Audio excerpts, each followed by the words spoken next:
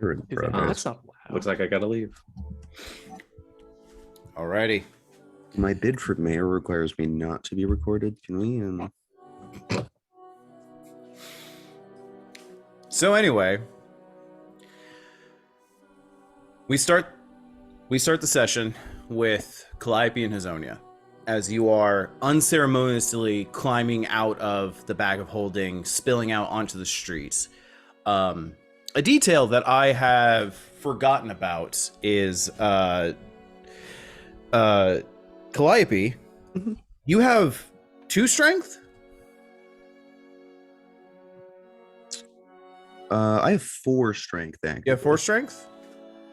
Right now? Okay. Yeah, I've got 4 strength. Wait, You've hold on. you've been over encumbered for a while. Hold on. When did I get 4 strength? Because I thought I got 4 strength. No, I got it in that combat. Yeah, I'm over encumbered. Yeah. Wait. So Actually, yeah, I'm over encumbered. yeah, you've been over encumbered for a while. I would probably just drop my fucking backpack. If that's the case, then go ahead and delete that out of your inventory. Sure. I'm putting this out there. I have Seldarine Stone broken in there. I don't currently have that at all. You don't. No, that's so correct. that's somewhere else. Yeah. Just putting that out there before I get rid of that. Which means I have none of this shit. Just delete this backpack. Where is this? So, in any case, hold on. What? Am I still over carrying capacity? I am. I'm still. Decanter of endless water. Shit's going. Actually, leave it in the bag. No, the butterfly jumpsuit I have not been wearing in fucking 4 days. So that is in the backpack. I'm still over carrying capacity. Hold on. Decanter of endless water. It's dying. It's dead. No, it doesn't exist. No. Yep, I'm unencumbered. Couldn't you stop at some point? we could have, but this is also the end of the game, and this is something that I overlooked, and this is kind of like my favor of just not going to retroactively going into the battle with Calliope just on the ground going, I can't move.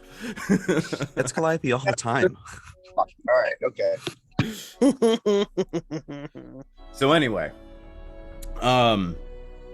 Felda, very much worse for wear, heavily beleaguered, panting as she is just unfolding the bag and kind of spilling you 2 out of it as she leans against this wall into Hazonia, this unknown city that you are in.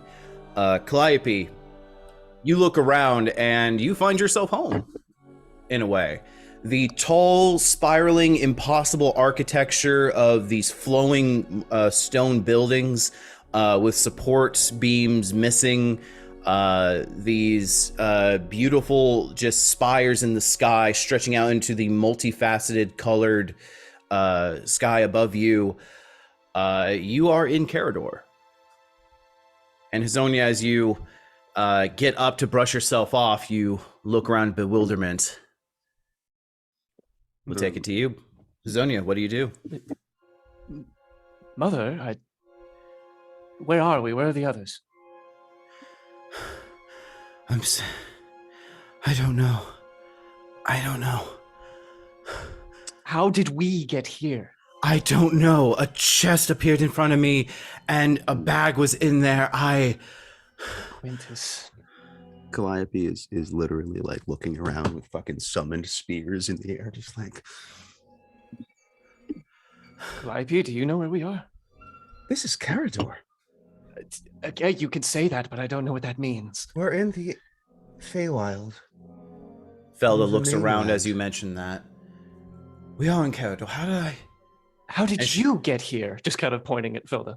She goes ahead and takes the amulet as she's holding it, and just looks at you. Elisande gave me this amulet to get out of.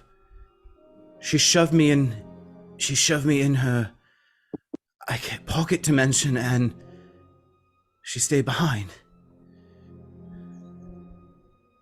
Quintus is still back there. Same with the other 2. If he sent us here, that could only mean nothing good. I must have failed. No. We had 30 seconds in an extended time frame. Do Does you have anything any- feel different? I don't know. Felda just looks around. She tries to get up off the wall, but just collapses against it. There's a new gash that has come across like the underside, right at the top of her rib cage that is bleeding profusely. I'm gonna go over to her and say, I mean, this might answer a few questions. And she's gonna cast a first level healing word. A healing cure wounds. Full healing. You feel the full power of that spell emanate and close the wounds. As she, as you touch the wound, as it heals, she grabs your forearm and kind of uses you to get herself off the wall. Unknowing of your physical strength, as you kind of collapse into the wall too. Yeah, directly topple into her. This As they just never both worked out. collapse onto the ground. So he just I'm kind a of little worse for wear in a few different ways. If I can cast those spells, I still have Coralon's light, which means that Coralon's alive. That's If he's good. alive, the elves aren't dead. Well, we saved at least half of them, right? He seemed to think that even if we got part of it done, my timer would go off and I'd know that I had COVID. My God, we're all doomed. The plague, it spread. The 19th COVID. Oh no. The spell plague! Coralon has forsaken us. It came from the far off mystical land of Wuhan. Anyways, What the fuck is happening right he now? seemed to think that if one of the spells went off, that he would not survive, and that the stillborn god would come. I don't know what that means. I But don't I've never either, looked but it it in the doesn't sound face. good. It does not, and I've never looked into the face of a god and saw fear until yesterday. Felda gets up off the ground. Now that Just she's kind of healed, she's just a little reach a stiff. hand, do one of those. You know, Grabs forearm you. kinda. Yeah, gets pulled up. My knowledge of this city, would I know that there's teleportation circles and or mages that could get us to the Evermead? You know that Arathor's tower has one.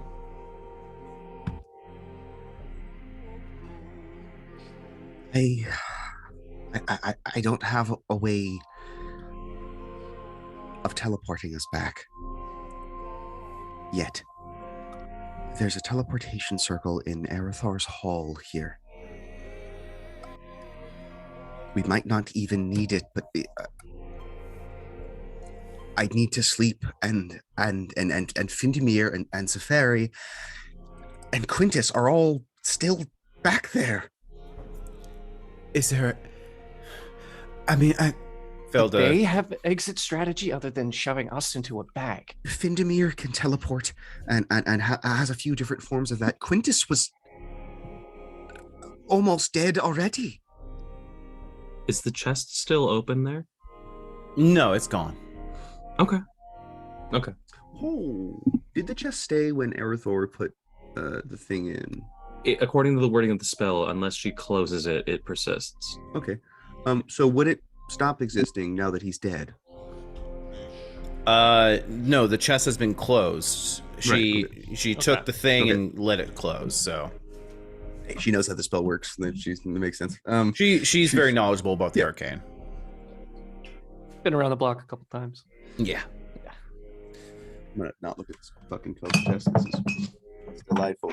Okay. Is it made of glass? What you say? My No, COVID that's the- test is at the bottom of this bottle. I'll tell you when I Beakers. find Oh, it. look, I've got COVID. Felda looks at you two and just goes, pardon my ignorance, but do either of you have ways of reaching out? I don't. You know me, Mother. All we can hope for at this point is that they'll reach out to us. You said that Arathor has a home here. Could He has a home either here. of you get access to that? You traveled with him. You were his apprentice. There has to be. I could get in. I've snuck It's- into that place more times than I can Maybe count. there's a sending stone there that we can use or something. There might be a few scrolls, unless he's not one to leave things lying about. But every once in a while, everyone makes mistakes. Let's try. Okay. You would have everything that was inside of my bag of holding, by the way. Oh What yeah, is 'cause did inside you your just bag let of it all? holding? Yeah. It's inside your My- scroll case because all them's are on the ground next to your body, outside of the one. Yeah, Felda just reversed it out. Like Everything that's in. trying to get sand out of a backpack. Yeah. It just everything has spilled out of the bag of holding at this point. Shows up. It's just a egregious pink. She's like, maybe the inside looks better. Oh my god, my daughter. Um, from I've what heard I- gender reveals, but this is ridiculous. From what I remember, the sending stone that connects to Aurelia was in the bag. Okay. If Would we that helps know- at all. Do we know what that would be? You would say a sending stone on the ground. If that, Yeah. So Just a sending stone. Yeah. Guess I don't have the perception to notice that, but someone does. I mean, if you're actively looking for something like that, absolutely. Otherwise, there's just a pile of junk on the ground. Hmm. And at this point, Felda is just shoving everything back in the bag of holding, just kind of looking around, going, "Is that everything?" God, why does he have so much crumpled up dental floss? Hoarders, I swear, wizards. Okay. Hold on, that's a sending stone. He used the one to talk with his lady friend Origami, Aurelia. Aurelia, the tiefling. Yes, in Waterdeep. Is that where she was? We met someone in Waterdeep. Is that where she still is? I don't know where anyone is. We're in Cazador, for fuck's sake. So we're able to booty call your wizard friend's girlfriend. Like, what good is that for us? She might have the sending spell. She knows Findenir. She's a met wizard some or of us. something. I don't. She's She's magical. actually, I have no idea if she's magical. I just know that they're. I met her Good once. I would relations. get that sense, right? Maybe. I'm perceptive, and I smoke for a very long time. That's one of my feats, Tug. He actually talked with her for a period of a minute. It's true. That's true. She looks at the sending stone and goes, "Plan B, if we don't find anything in Arathor's.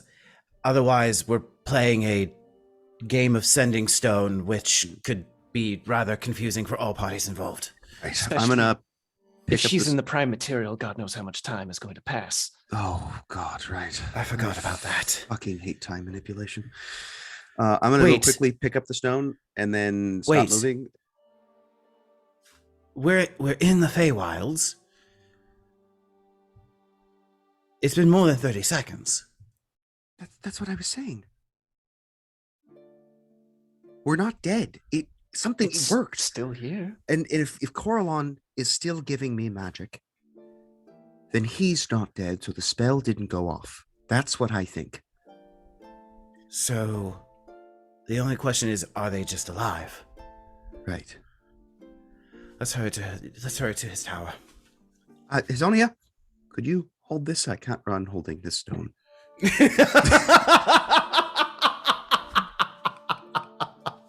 My God. They're like a bundle of twigs. Bundle of twigs can hold things. I'll start running. A loose pile of twigs. I didn't. All of you rush over to Arathor's tower, which at this point is second nature to you, winding into the main streets and certain alleyways to get out of the crowds. For So you- is this like an occupied city? Or there are This like is- people here? There are people here. There are. Oh, wow. It is amazingly beautiful. It is beyond any imagination of human dreaming that you could think of. Like the Evermeet is beautiful, but has the elven architecture of just impossible size and stature of just millennia of time being built upon it. Here, everything looks new, as if erected from a dream today. Beautiful architecture spiraling into the sky, orb-like buildings that have spokes coming out of it like wheels that then connect to other buildings that have no business whatsoever connecting it. It looks like an abstract painting in some ways. And the second that you look away and look back, it's like one of those paintings that you keep finding something new. And that is just one building of your perception. You start to take in the entire city and the multicolored rainbow road, the multicolored buildings. Everything is just this beautiful noise that permeates your eyes and ears as the people around you are all fey in nature. Satyrs, goblins, bugbears, centaurs, elves, Eladrin, even humans walking around, all with a smile on their face, jovially just walking past and through the streets. It is the very definition of a city alive. Just kind of lean into Calliope. I see what you mean about the Primaterial being boring. Right? It's just when you look at something and you're like, it's gone, it's done, that's what it is. You look here and you're like, I didn't think there was a fucking tree there. It's just gorgeous. The colors, the movement, it's just different. Just remember, the same rules of the Fae that I told you are worse here. Follow them. At that point, someone approaches you, Hazonia, this impossibly beautiful man, just this open robe, revealing this sleek and just powerful chest, abs that you can cut ham off of, very strong hands and forearms with this hair that is cut into this pixie cut with ears extending out way past what an elf is. And he just leans in and goes, "Well, hello there, my red beauty. And what is your name?" Never open with that. It just kind of... At that point, his friend just kind of just nudges him, a very attractive female elf as well, just goes, "You came on too strong." I was like, she looked new. I thought I could get away with it. You're just going to continue going on as quick as possible. Fair enough. All right. Felda at that point looks at the man. It takes a second before she trails after you guys, just kind of staring at the Fey man before trailing after you. Hello, darling. Quench your thirst. We have things to do. Right. You make it to having bad sinuses switches me to RP. You make it to Arathor's tower, which is this. It looks like a staff that has been struck into the ground and then grown to impossible sizes in a building. This long, thin, slender rod of this staff reaching 60 feet in the air, with the head being this clawed crystal, which emanates this glow, pulsating like a light watch's tower. No entrance is in sight at the base of this building. But as you would know how to get in, you go ahead and reach around to a different part of the building, kind of leaning into the alleyway of two buildings. You knock 3 times, knock once, and then flick the wall, and a doorway opens, and you usher everyone inside. Come on. And I'm gonna close the doorway once they're through. Okay.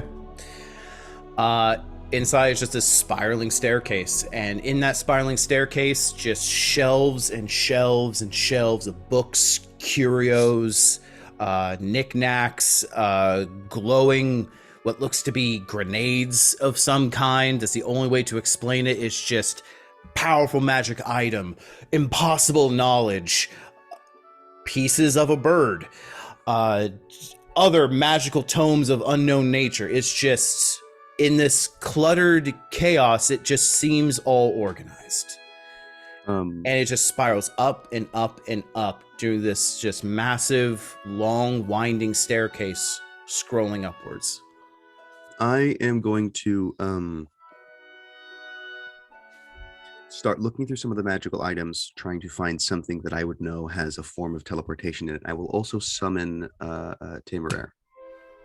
Temeraire immediately pops into existence onto your shoulder, sneezes heavily, shakes his head, looks over to you, and you get this mental image in your head, the emotions that convey an image of Erethdor, worried, talking to Anarion, and showing another image of Zafari and Findamir bursting through the gates, fighting back undead. Oh, thanks, fucking Seldarine. Another image pops into your head with Anarion looking at Erethdor's, like sending in that mental image of urging Erethdor to somehow send word to yourself and to get here as quickly as possible. They're alive. They're alive. They're both. Findamir and Zafari are alive. Quintus wasn't with them. Quintus wasn't with them. Quintus wasn't with them.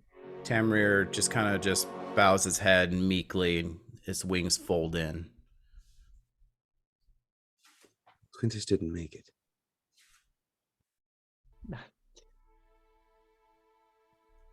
He's died before.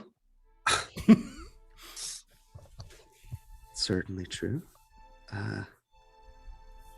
There has to be some way, right? He sent us out. He said to trust him, and he sent us out. He knew he was going to die.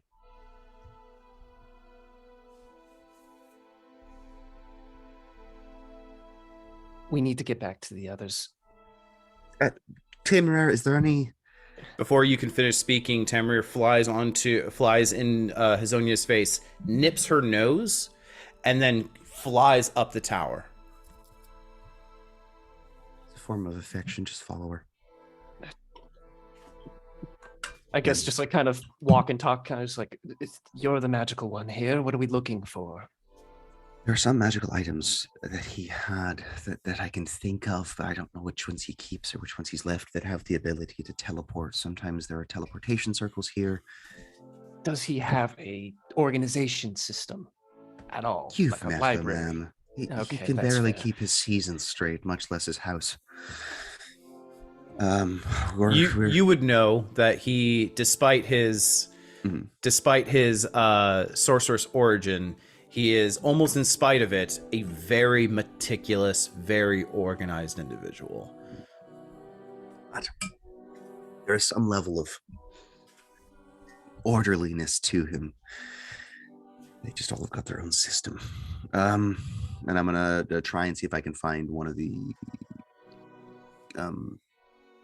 anything related to some form of teleportation, small or large. Okay, yeah. As he reaches up to the very top of the area through a trap door, we now reach into the his studio flat at the top of the tower. A large, opulent bed sits onto the side, and encased is the crystal dome that you saw on the outside. On the inside, it doesn't seem to be glowing. It's just a gentle, almost like a, I'm forgetting the word, those buildings that show the constellations. Planetarium. There you go. You see this like planetarium styled galaxy shown above in this crystal housing that is constantly moving slowly like an orb. And inside is just massive amounts of books stacked in neatly in one area, piles of unfinished magical items in one, and in this large, cluttered but organized area of his living space and workshop and study area, you see Tamrier zip across from the bed on the other side of the room and starts to nuzzle or flick with his tail a locked case, which seems to be just a that you would recognize as Arathor's explained emergency spell scroll case. This one's for emergencies. It's a bunch of scrolls. Is it I locked think currently? this constitutes an emergency. I just might. I mean, is it really an emergency? Yeah. It's an emergency, Calliope. I'm gonna. Is it locked? It is locked. It is a glass top. Just FYI. Oh, right. I'm gonna. I have thieves' tools. You want to I'm crowbar? gonna wrap my hand with my cloak, punch it, hurt my hand, and say, "Hizonia, can you?" Like you've never even broke or entered before. Step aside. Usually do it with magic, but I'm a bit tapped right now. I guess we'll. Yeah. Could I get in a sense if this isn't like magically protected, or is it just a glass case? It is a glass case. Okay. By the strength of 4, that's why I failed. But So up to you. Do you want to roll to unlock it, or are you breaking it open, Hizonia? Well, I am. Well, I don't think I'm proficient in lock picking, but I do have my lock picking kit, so I'll give it a shot. Okay. Go ahead. If you are not proficient in thieves' tools, which as a rogue you automatically are. Okay. Yeah. So go ahead and roll dexterity plus your proficiency bonus. Gotcha.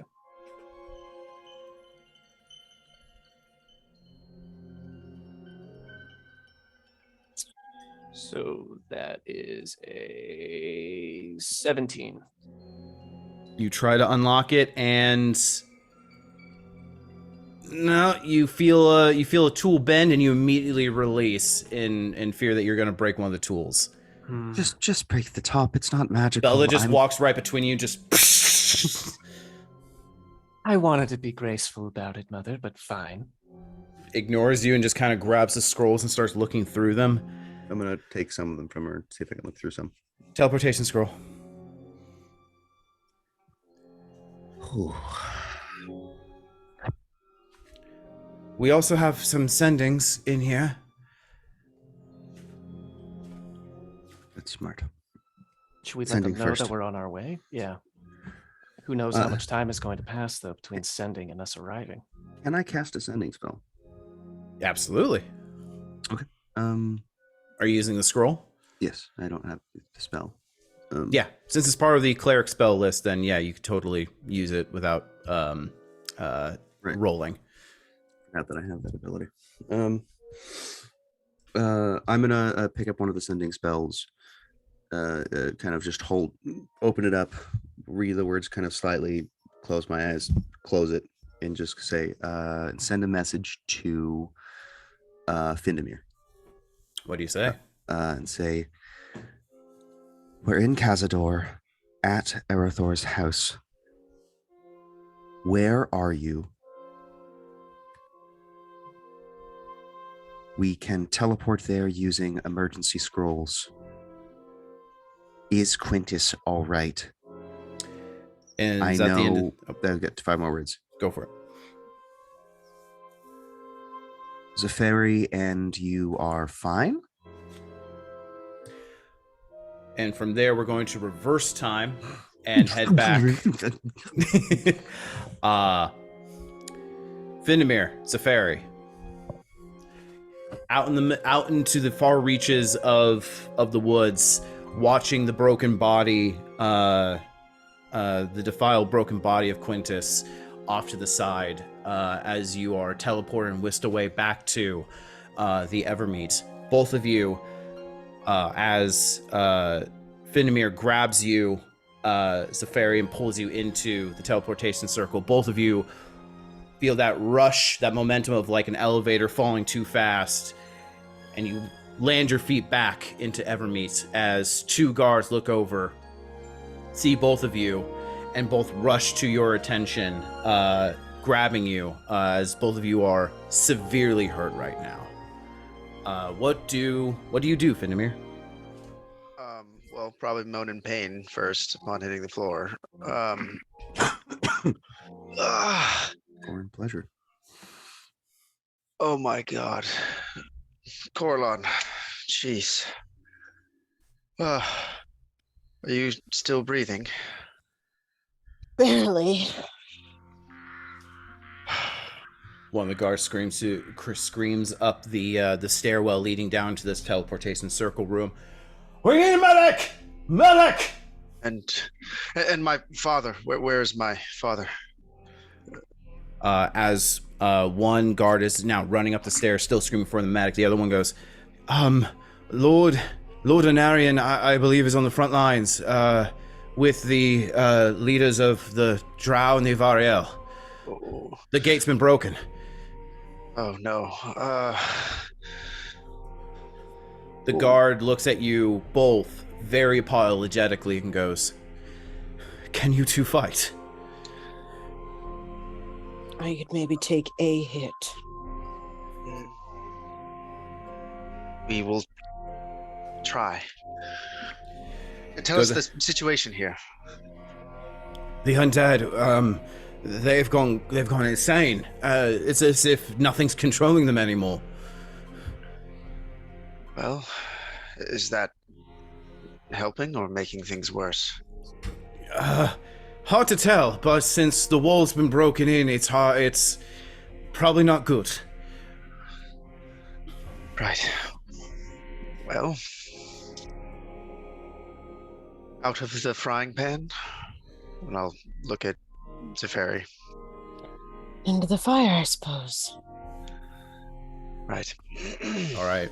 A couple clerics rush down into the teleportation circle area as you're kind of leaving. Both of them touch you and heal you for 30 hit points. Well, You, with your passive insight, Findamir, and I think with your passive insight as well, Safari. What's your passive? 18. Yeah. So both of you are able to pick out that these clerics are on exhaustion's door. Like, they are, after they heal you both, they both eyes kind of roll back a little bit as if about to faint.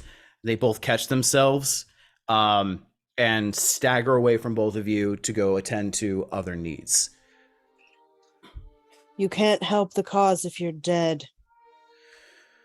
Can't help the cause if everyone is dead, milady. As they both stagger away.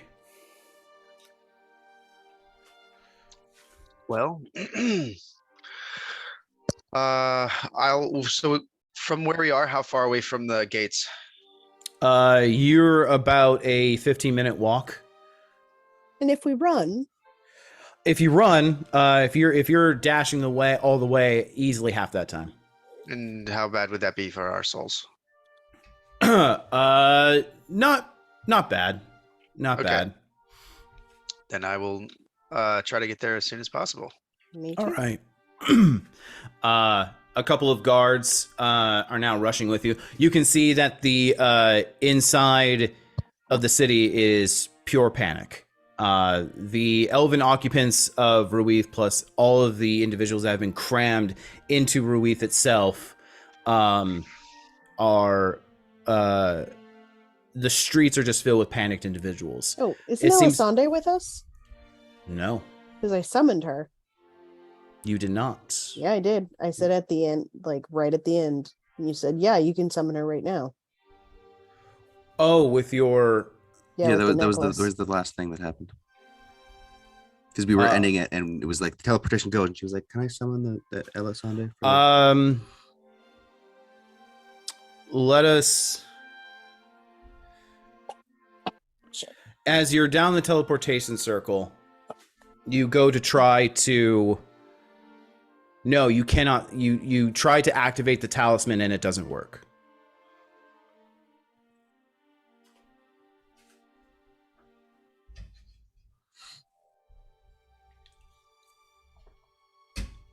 So, as you're rushing out into the streets, you can see everyone panicking.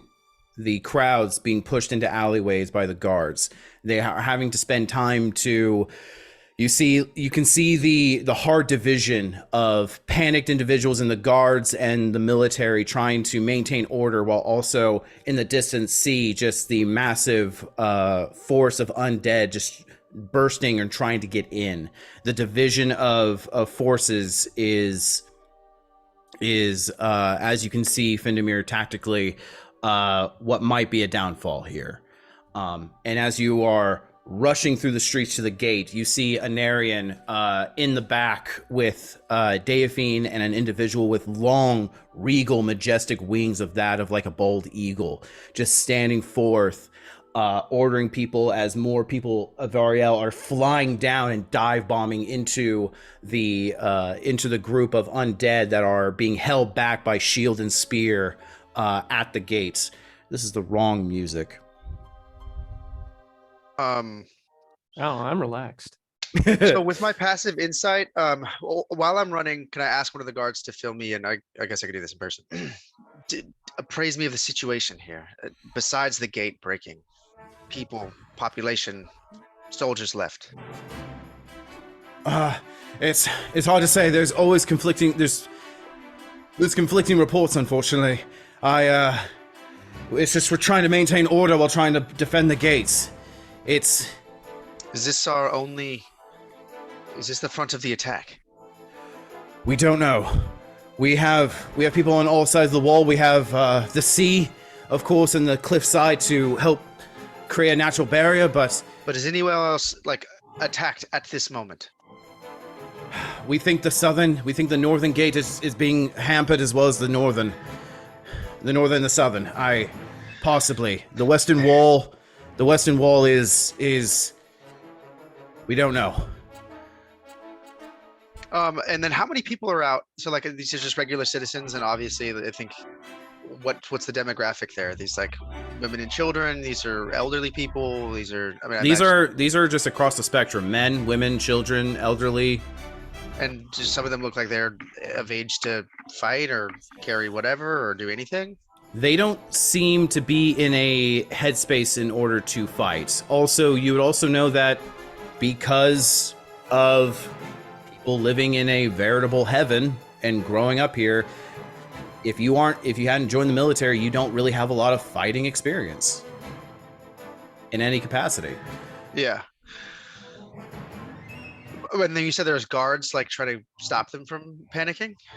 Correct. There are some elves who are having the every man for themselves mentality and riling up others around them, creating a panicked mob, as now guards are just now trying to separate and corral them into areas of the city away from the populace and trying to keep this spreading panic from developing further. Their guards, as you can see, are trying to be as gentle as possible, but in the panic and with as stress as high as it is, people are being unceremoniously grabbed anyway and kind of just pulled away from the crowds in order to maintain a strong sense of order. Okay. Can I, if I shouted, would everybody be able to hear me? If I did absolutely not. It is cacophonous. You are yelling at the guard next to you, and the guard's yelling back at you to communicate. Okay. Well, I'm going to take a moment to, I'll just continue on and put my hand on Zephyri's shoulder. I'll press the digitation so that she at least looks like she's not covered in blood. And I'll do the same thing to myself so we have a more air of authority. Okay. You reach the front of the gates. You see Anarian. There with Deafine and this other individual of Ariel. He is kind of levitating off the ground as he is now ordering like dive bomb strikes into this massive undead that is now pooling at the gates. Anarian is talking to Deafine as he turns to both of you as you approach. Zephyri? Before we leave like the cacophonous area of panic, I'm gonna use my harness divine power to gain a couple of my second level spell slots back. Okay. And I'll pop off a couple of calm emotions just to help like help the guards kind of be able to corral the like I'll try to calm some of the more panicky people if I Okay. can. Give me roll a d20 and add your spellcasting modifier. Oh, can I bardically inspire, please? Sure, definitely absolutely. within my aims of what I want going on. I just feel hopeless. How do you inspire Safari? Or how do you I inspire think- in general? I think in that moment where I see like this change in movement, that's when I'd put my hand on her shoulder and try to like prestidigitation her and then like give a wink. And it's a got D10 now this. for you? Yeah. Sick. All right. So that is If anyone's got this, it's you. so that is 17 plus 19. Okay. 36. Let's Okay. do it. You feel your connection warble slightly as your power is slipping. You're exhausted. You just saw unspeakable things before coming here, and your mind is slipping, unfocused. You go ahead and have you now see like the filth kind of disintegrate in front of your eyes as you look over as Findamir prestidigitates you, gives you a wink, nods, and you kind of feel yourself calm down. You take in that power and you spread it out wide. That calm emotions encompasses your entire radius of a block. Everyone around you, immediately it quiets down.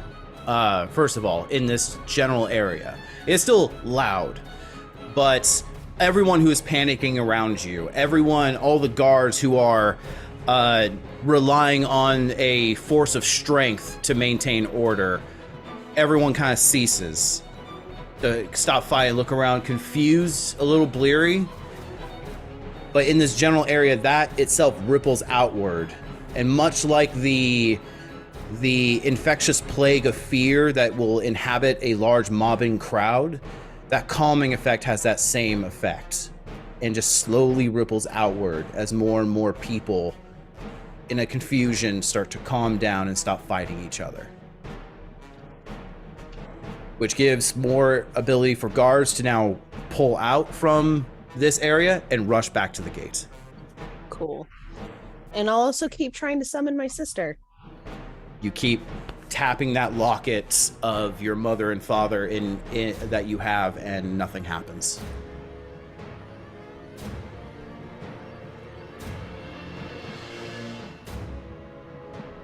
You make it to the gates.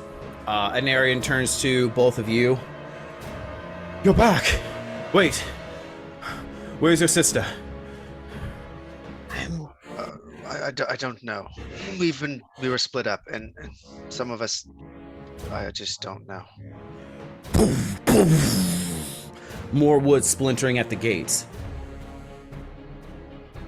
What does the gate look like? Like, is there holes in the gate? Is the gate just being held by a barricade, like a wooden block? Like The gate has been broken and open. It's off its hinges slightly, and you have multiple guards trying to maintain and hold like this massive gate from falling. You see some mages trying to reach out and using magic to hold it in place as well against the weight of this crowd. You can see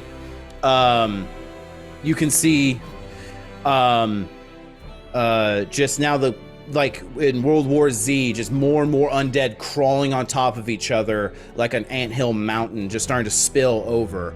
At that point, as you see people rushing by, you see these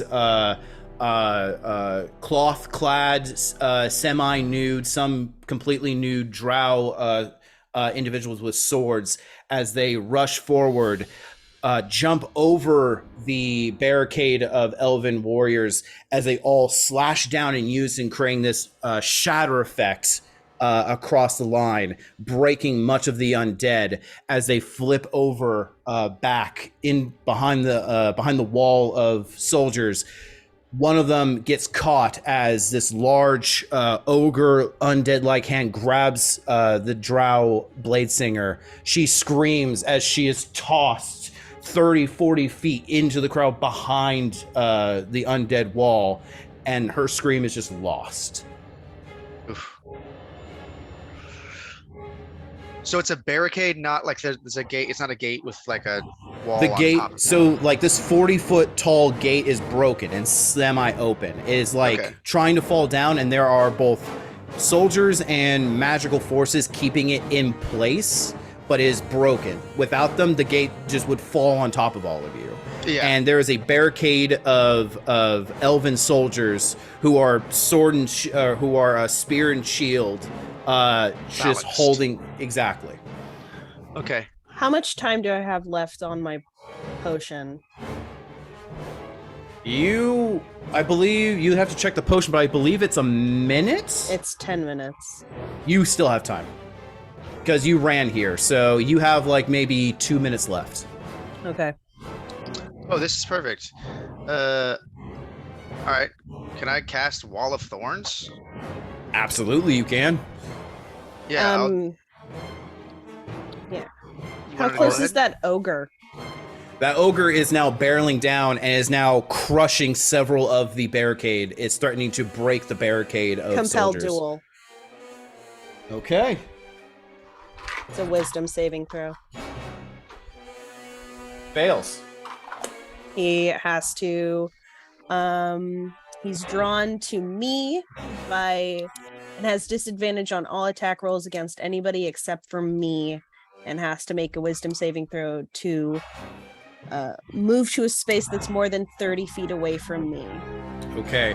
So we're I gonna will go. close so- that distance. So we're going to go into a narrative spree because we don't want to do any sort of initiative. This is going to be like a narrative. How much resources do you all want to expend?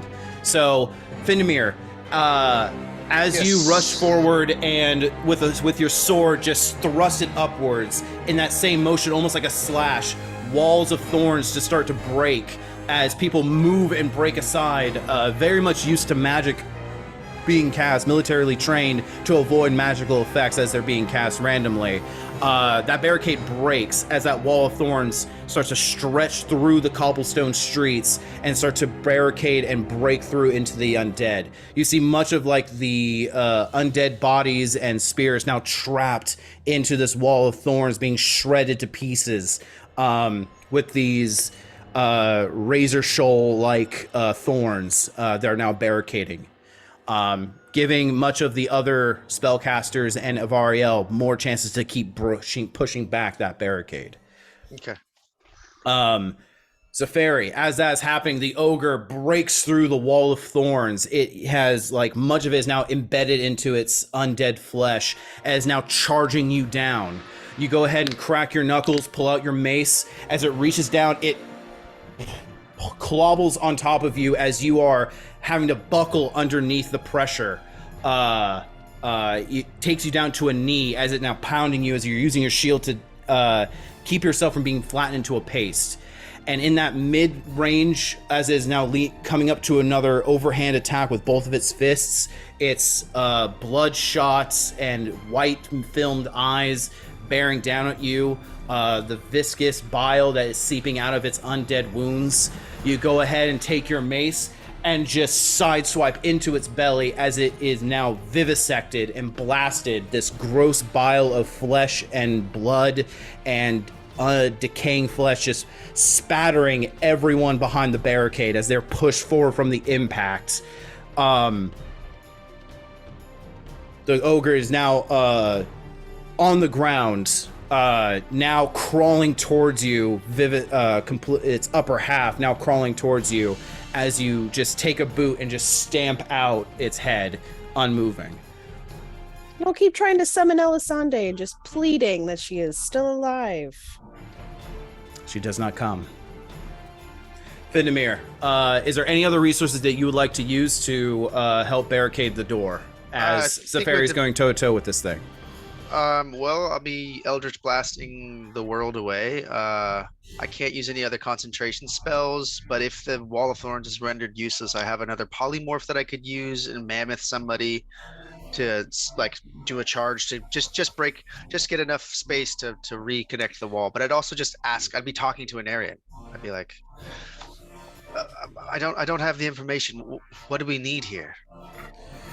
We need somewhere to we need to close this gate and invoke the magics in the wood. We need to close the gate. Vladimir, behind you! And with like a dervish style, he sweeps out in like an Iron Jutsu style of his blade. One sword goes down and in just rapid succession just slices out with another sword. Both fire and ice on his blades, rips to shreds this Deathlock white that has seemed to come over the building and is now dive bombed towards you, Finnamir. It now just lays splattered onto the ground, dead. Well, if we need to free the gates, let's sally forth. Let's push through. Give them the time they need to close them. All right. Finnamir, you go ahead with your wall of thorns. In this last ditch effort, you go ahead and just summon the magic of the thorns as they start to grow in size, and you let the spell fail as you let it just crash into this giant wall as heavy as stone onto the undead, completely clearing out this pile of undead that's blocking the door.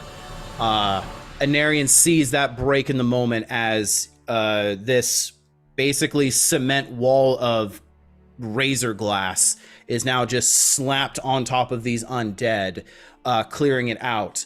And Anarian just looks over to Deophine and just goes, "No!"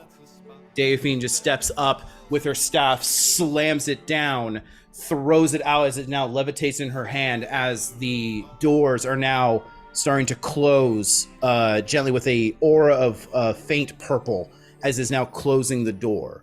The Avariel King, standing off to the side, goes, "Once more with feeling, men! Go!"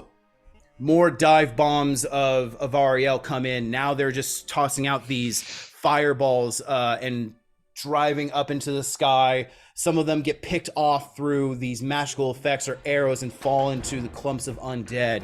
But most swing back around and hide behind the walls once more.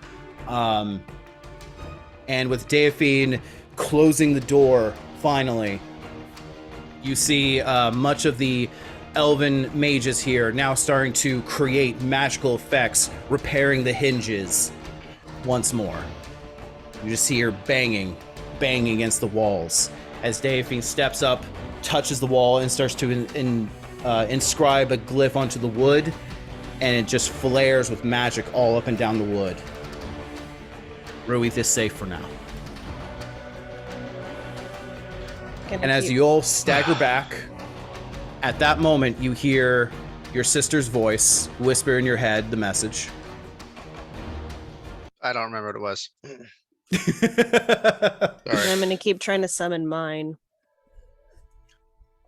You're muted, Keenan. Or muted, Isaac. No, I'm not. That's what I meant to do. Should I redo the message? Because I'll be honest, I don't remember that shit either. Yeah, it's just. Yeah. I believe the gist was, "Are you okay? Where are you? Is Quintus okay?" It was we're in Cazador. using emergency scrolls. Yes. Where are you? Where are you? Is Quintus okay? Are you guys alive? Are you guys are fine? Something Oh, to that effect. Kind of 'Cause like, I have some information, it seems. like kind of like immediately turn, expecting that not to be in my head necessarily, and then Zafari and I are safe. In Ruith, we left Quintus. That's 20. There's one more, actually. One more word. You're counting incorrectly. Pretty sure. Okay, you get 5 more then. Can I tell that she's been trying to summon her sister with my passive? With your passive perception, you can, as you all are kind of walking away, you just see Zafari now getting a much more panicked look on her face as she is just fiddling with this locket, opening it, closing it, shaking it, just tapping it, anything, just doing something with it. And you just kind of hear her muttering, like, come on, come on. Elisande missing, Ruith under attack. That's 25 words. Okay. All right. You see Anarian look over to you as you kind of just stop and are just muttering words under your breath, Findamir, and Anarian just walks over and goes, Sorry. What's going on? Calliope, she's alive. She's in, what's the name of the place? Cazador. Cazador. She's in Cazador. Erythor? With Erythor and Hazonia. Erythor was at the You're muted, northern gate. I mean, Brad, sorry. I was just kind of muttering to myself. I was like, not with. Oh, at Erythor's house. Yes, sorry. Did you say that in the first message? I thought, or maybe I'm Yeah. meta. I said at Erythor's or something like that. Okay. I don't I remember. can leave that part out. Finn could try and We've fill got in a the recording gaps. of it. We'll go back and it'll just be a sad trumpet sound as I'm speaking. That's what's gonna be. Calliope and Zonia are safe. They're in Cazador. Is that what it? Yeah, I'm sorry. I'm not gonna ever remember. the name Cazador, of how that do they place. get to... Never mind. Tell her we need to reconvene at the lodge. We have much to talk about, and much to talk about. Is let me- the Eastern Gate still under attack? Yes, the Eastern Gate is under attack, but we have it under control. I believe it is the gate that is the hardest to get to from the undead. The force are aiding us quite well. It is the docks that are the least defended right now. I think we are going to be fine for now, as long as Delphine keeps invoking the elven magic. Pardon me. And- I need to relinquish my control to Delphine. Yes. And then the lodge. Yes. I'll meet you at the lodge. Isolde and Eclissa? your stepmother's name. I always forget it. Oh, I have this, have hold it on. right here in my notes. Lady Uh, Ilariel. Alariel. Isolde and Alariel are at the lodge. They are helping with some reconnaissance and indirect magic that has been helping with the area. Meet with them there. I will be with you as soon as I can. And yes. Good luck. He nods, grips your shoulder, takes a fist and just pounds your chest for a moment, nods, and just goes over to Delphine to relinquish martial control. I'll check on Zafari. All right, Zafari, you're kind of in your own world right now as you're just kind of like smashing or just fiddling with this item, and is at a certain moment when Findamir kind of grabs your attention that you realize that with your magical strength, you're almost denting this magical amulet that you have around you, as you now feel the fire strength potion begin to fade and the lethargy start to sink in.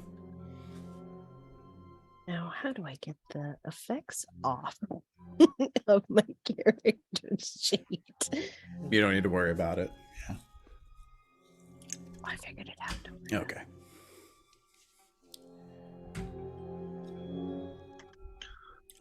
What do you do? Are you all right? I'm trying to summon Elisande and it's not working. She's not coming.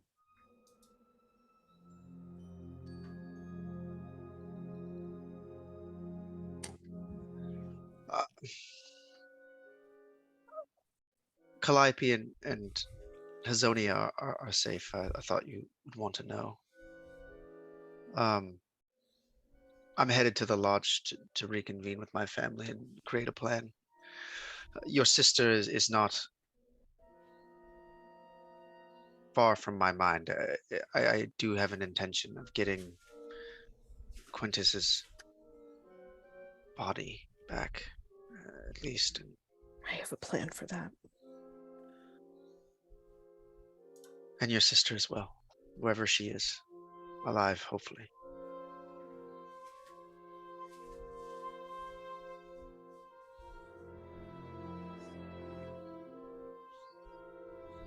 All right. Come, Do you head to the lodge? this isn't over. All right. We go back to Calliope, Hazonia, and Felda. You're now standing in the teleportation circle with the scroll of teleport. Do you read it? Yeah. All right. Heading back to Ruith. Okay. I was about to ask where. Just Oh, did he Right. ever say where they Where we were headed? directly? Said Ruiz. Did? Okay. Then Okay. yes. Didn't Said I? Reese twice, I said, actually. yeah, I said Okay. Ruiz was under attack and that we were there. Okay. Yeah, that's right. Okay. All right. You read the scroll. Easy enough to do in Arathor's handwriting. You've scribed for him enough times. And you all feel that feeling of just being risen. World go white, and you fall back down. And you see two guards kind of walking down the stairs as you teleport in and goes, "What luck? They just appear out of nowhere." Oh, Lady Felda, hi. Clark! You were asking about Elisande Felda. Did you were last with her? Felda looks over at you and doesn't say anything. And just kind of just looks at the talisman, this intricate, what looks like just this wheel of different symbols around like this interlocking. And you can see Felda kind of fiddling it, spinning that disc around that orb, seemingly contemplative. And I would believe I would know that's Elisande's, because I spent a good amount of time with her. You would know that was Elisande's, yes. You would know. If you want to give me an Arcana check real fast. First roll of the night is a 19. That's a 25. Alrighty. You know that this is an amulet of the plains.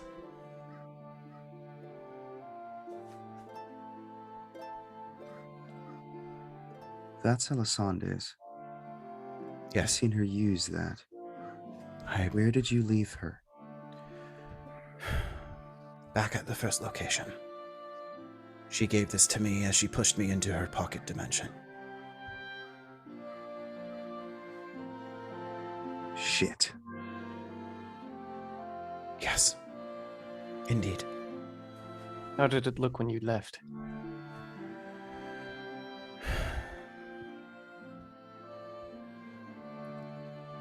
Not great.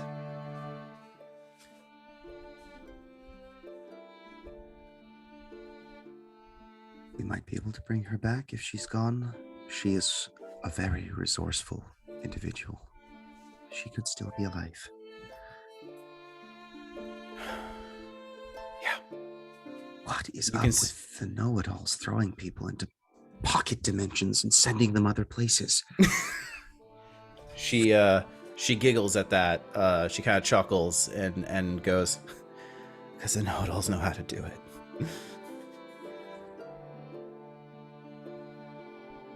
I know Elle, she's resourceful enough. She always has a plan. She's always a few steps ahead. She had to have had something in mind. At this point, one of the guards approaches you. "I have been instructed to lead you to the lodge. I regret to say that we have no real healing capabilities unless you want mundane healing. We're kind of tapped at the moment." How bad are Zonia and Felda looking? Felda doesn't look awesome. Mhm. Some of her wounds have closed up, but she's really not in a position to fight right now. Mhm. Hazonia, how are you looking? 81 of 102 hit points. I am doing Yeah. perfectly fine. I'm pretty good actually. Yeah. Based on the healing we got at the very in the in-between stage, I'm gonna pump a second level cure wounds into Felda. Okay. Felda, it is a little grumpy Mhm. that you're kind of having to invest this much effort into her, but she does not. She also doesn't say no. 16 healing. All right. As Love some of that for myself. as you are heading out and being led to the lodge, do you do anything? Anything else said before, or do we want to just fast track to the lodge? I'm cool fast tracking. Cool fast Okay. tracking. All right. As you go into the lodge, you see Safari and Findamir off in the corner of the foyer talking in hushed tones with Isolde and Ilario? Alariel. Yes, thank you. They are sitting in what seems to be a ritualistic circle. Both of them are holding hands and looking up to the sky. You see these lights pouring out of their eyes as they are chanting slowly. That's Safari and Findamir. You saw that happening as you arrived. They're just at the top of the stairs like that, in that space. The ritualistic circle is just glowing in random colors of green, pink, and blues. And because of all the commotion and excitement, as you reach the lodge, Safari and Findamir, and now you, Calliope and Hazonia, all of you look up. And for the first time ever since coming to the Evermeet, a blue sky greets you as sun is shining down. You can put 2 and 2 together. Just gotta nudge Calliope. If that isn't a good omen, I don't know what is.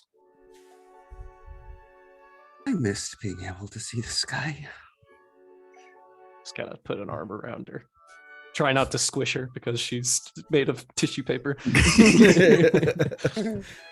I'll put an arm around her hip as she's over my shoulder and just be like, "That's gonna be a crazy story someday."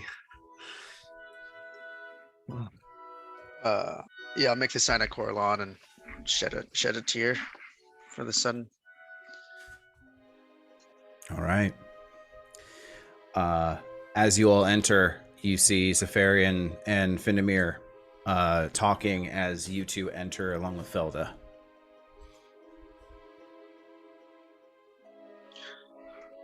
Oh, I'm taking my medicine. I apologize. It's fine. do I notice them come in? Yeah, absolutely. You hear the door open as Hazonia, Felda, and Calliope enter, greeting you. Safari and Findamir. Oh, thank God, God, you okay. guys are alive. Yeah, I'm gonna rush over and give them all hugs. Oh God. Oh, Sorry. sorry. I'm like a what did you say? A bundle of sticks right now? I specifically said twigs, smaller than Twigs. sticks. Yeah, that's not what I was going for, but okay. Twigs. Oh, I'm doing great. Yes, more than usual, it seems. Right. Glad to see you're alive. You as well. I was lucky enough to have, and I'll take Marais and just say, Tay told me he saw you guys coming in and closing the gate. And Yes, seems there's still a lot to be done. of course, Kiara sort of changed the world. I was told Quintus didn't make it.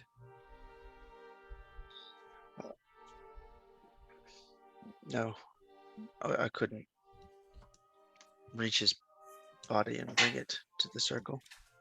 He looked at us with these sort of frenzied eyes and said he had a plan and to get into his bag of holding. And then we appeared next to Felda.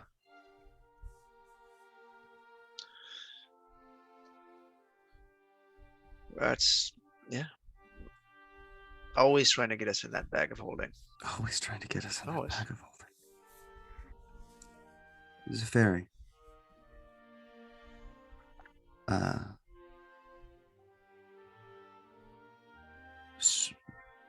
Felda has your sister's Elle's necklace of the plains. She put her in her demi-plane and gave it to her, and she's still at the first location. You see Felda walk up to you, Zafari.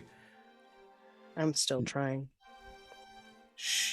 Normally Felda is a very just imposing figure, straight-backed, wide shoulders, head held high, but at this point she is stooped over and in an almost level of ashamedness just hands over the amulet of the plains to you, Zafari. I'm so sorry. I swear I would have stayed if she...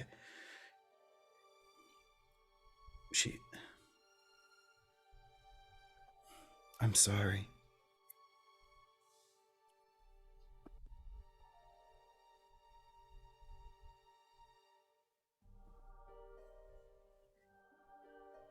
What do you do? She hands you the amulet. Do you take it? Yeah, I'll take it. I'm just gonna keep trying. Okay. Specifically, and this is important, I have to ask, are you trying to get her to summon to you?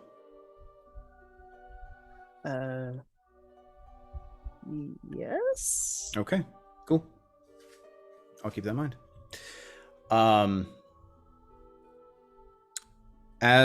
we're in the Evermeet. She can't summon here. Is that part of it? No. No. Because the location we went to was also within the Evermeet. Evermeet, wasn't it? Yeah. Okay. Same plane. Same plane. Yeah. All will be revealed in time. Don't like that. As you all gather, you wait. Do you all tell of what Anarian wants, Vindemir or Zafari? Or Anarian? Yeah, that's what I meant.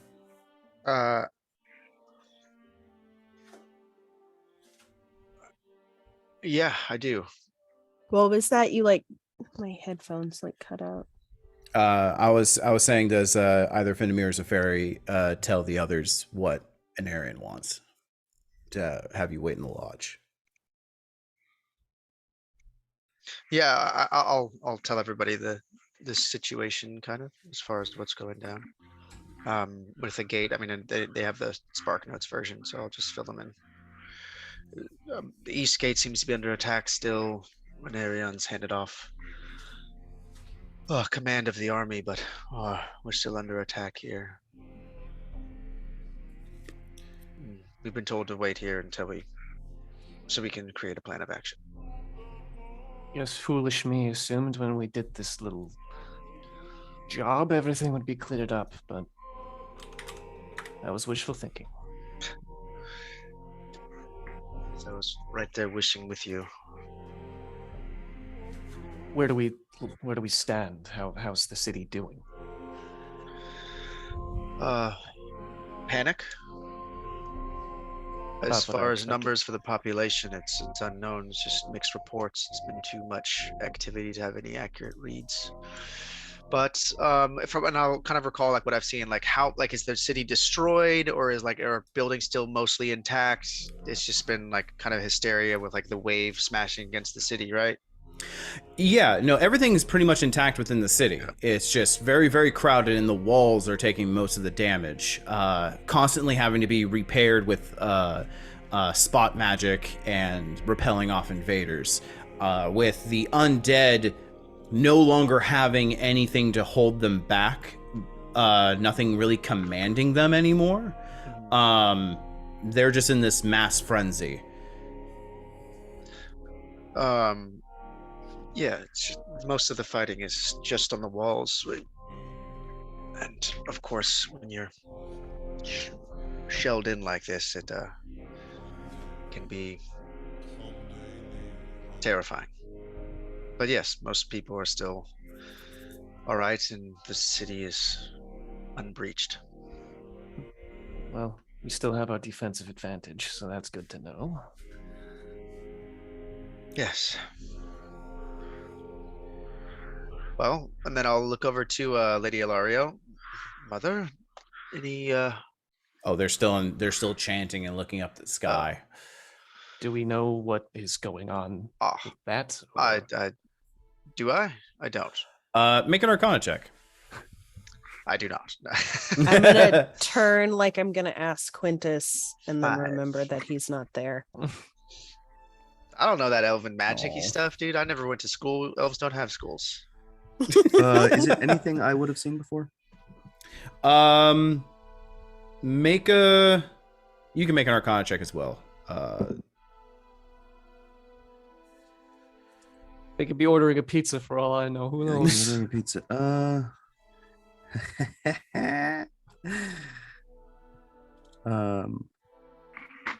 I still technically have 2 sorcery points left from my feet, What'd you roll, Keenan? By the way. so I'm gonna re-roll. It was 5. No, you have no fucking clue. Yes, Ordering a pizza. I don't know. You also look over to instinctively ask Quintus, and then remember he's not there. I got a 23. 23. Yes, this is a variation of a ritual that you've seen your mother use. Using another person as a conduit, you're kind of surmising. She's basically trying to control the weather. You see her druidic magic kind of mixing in with Lady Ilariel's arcane magic, and they're more or less kind of doing like, it's kind of like freeform jazz magic. They're kind of winging it and trying to kind of work together in creating at least a permanent pocket of where this is not to be affected anymore. And as you're all kind of trying to divine what they're doing, the circle ceases to glow slowly as both Ilariel and Isolde both look at each other, and Isolde goes, huh, all right, I think that'll hold. Well done. It was very nice with the circle. I never done it with another person before. Ilariel, Ilariel kind of just looks at her and just does a kind of like a forced smile and just nods.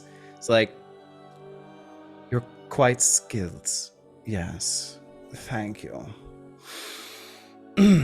Looks over and sees the rest of you as if looking at you for the first time. Oh. When... She gets up and helps Isolde off of the floor, who she graciously takes and kind of does like that little bounce that kids do when they get up off the floor and kind of dust themselves off. And you see L'Oreal kind of regain that that pose of regality and looks at Alressi and goes, please say that you were successful. I'll just walk over and give her a hug. You see like a very like hesitant just shock, and then you kind of see her just slowly envelop you a little bit. It's a tepid hug, but there's something different in her embrace of you. You can tell that something has shifted from years of indifference. Oh, Glad you're all right, Mother. Yes, we managed to stop both. As I am glad that you're okay, my son.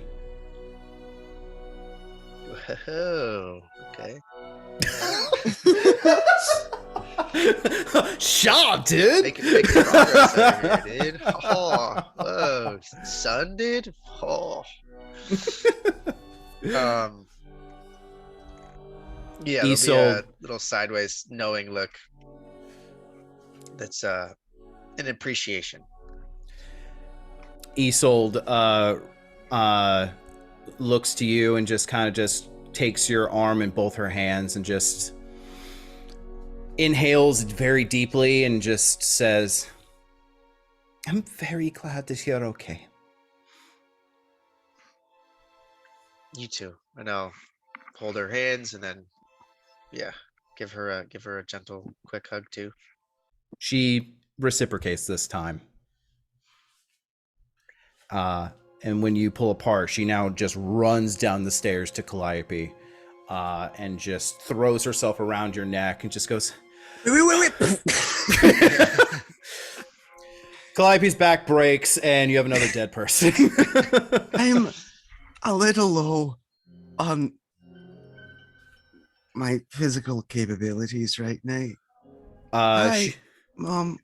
She just, what the hell? And she kind of just starts like, she's like unceremoniously like pulling your clothes off to the side and like basically just ripping your clothes off and kind of just looking at certain marks as she now is like, now that you can kind of see her, Calliope's exposed back and midriff, you see these deep, dark, ugly bruises that looks like someone had just raked through her flesh.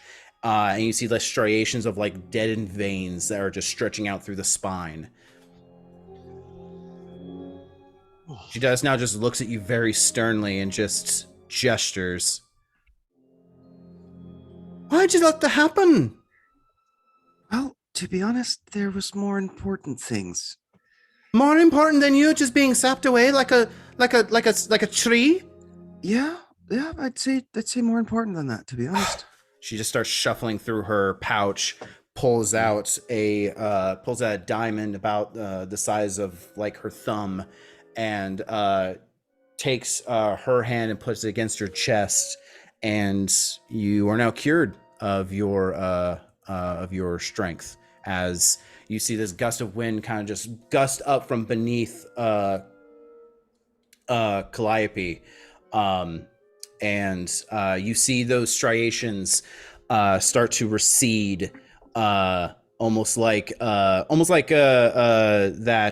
procedure of getting rid of varicose veins, almost.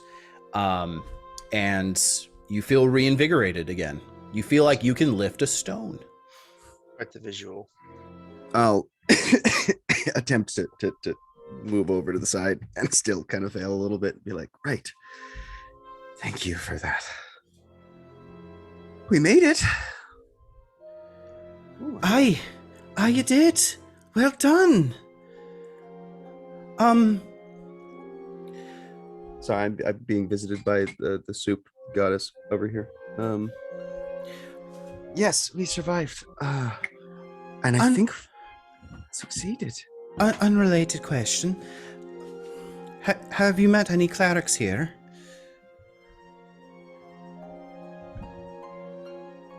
Technically one? The placeholder for the Chosen of Corellon. Oh, I'm forgetting his name. I have it in my notes. Hold on, let me pull this shit up. Renela. Renela. Sweetheart, that one. Oh, did they say anything? That I was the Chosen of Corellon. Insight. Yeah, go ahead and roll it. 16. You can roll at advantage. It's your mother. 17. Let me just Does my double passive of 21 get it? let me see. I had to roll deception for her. 1 second. Where are you? So soup.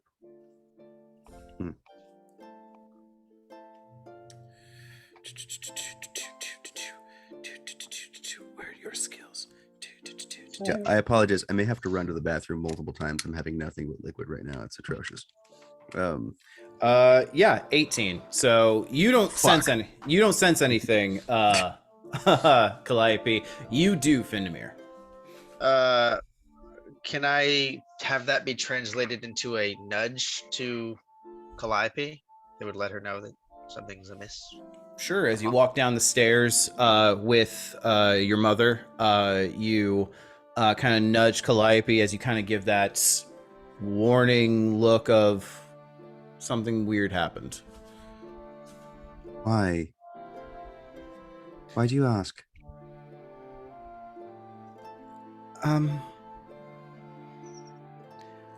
We can discuss it later. And she just kind of rushes off to down a side hallway and just go into a room and close the door. You see Lady L'Ariel kind of just look over and just goes, I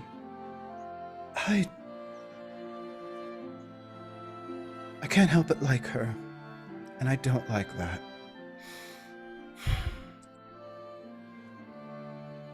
I didn't hear anything.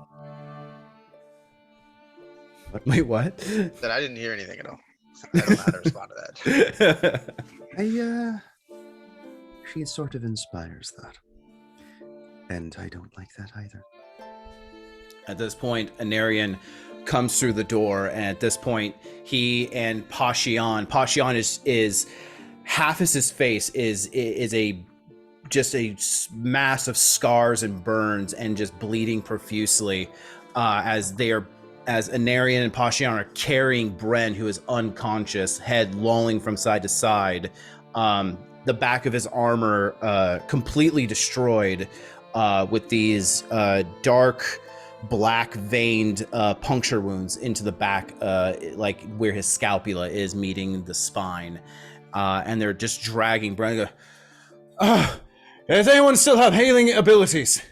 I'm gonna rush over and I'll Rush over as well. get some cure wounds in there. Okay. You go ahead and cure the wounds in Bren. He's still unconscious. It's now kind of just hitting into just levels of exhaustion, but most of the wounds heal, except that the puncture wounds do not disappear. Pashion just goes ahead and just starts to fireman carry Bren. Much of the exposed muscle in his face is just burned and non-functional. So he's like now speaking out the side of his mouth. I'm gonna reach up and gingerly touch his face and also cure wounds his face. The bleeding stops. Much of the wounds close up, but as this is not a regenerative spell, basically what I'm getting at is like half of his face got sheared off. Yeah, no, I'm getting that. I'm just helping. Cool.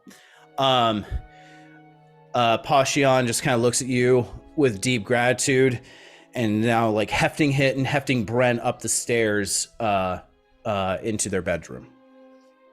Anarian is now panting, kind of wipes at his forehead, looks at everyone, and just says, "Thank you for meeting me."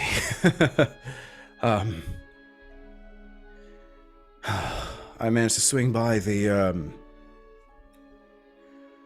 west gate. Pasha and Bren were busy. Gods.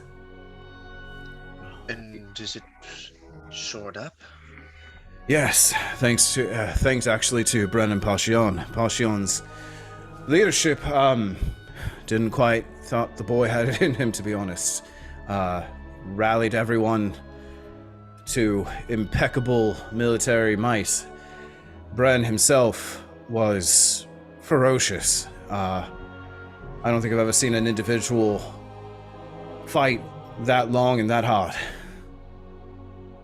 You've clearly never seen the fairy fight. I haven't. Well, not lucidly.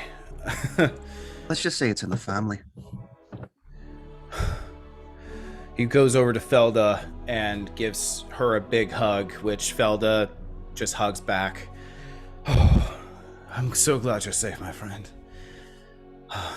Did everything work out? Felda nods and says, yes, but I think that we should have a debrief very soon. Right. He goes ahead and just goes into the side chamber and just gestures everyone to join. Do you all follow? Yeah, absolutely, yes. I'm still trying. I'm gonna run and pee for like a minute and a half, and I'll be back. Okay. Sorry. Well, why don't we go ahead and do a quick break then, if everyone is hopscotching for potty break. So why don't we do that real fast? Right. Okey-dokey. All right, quick break.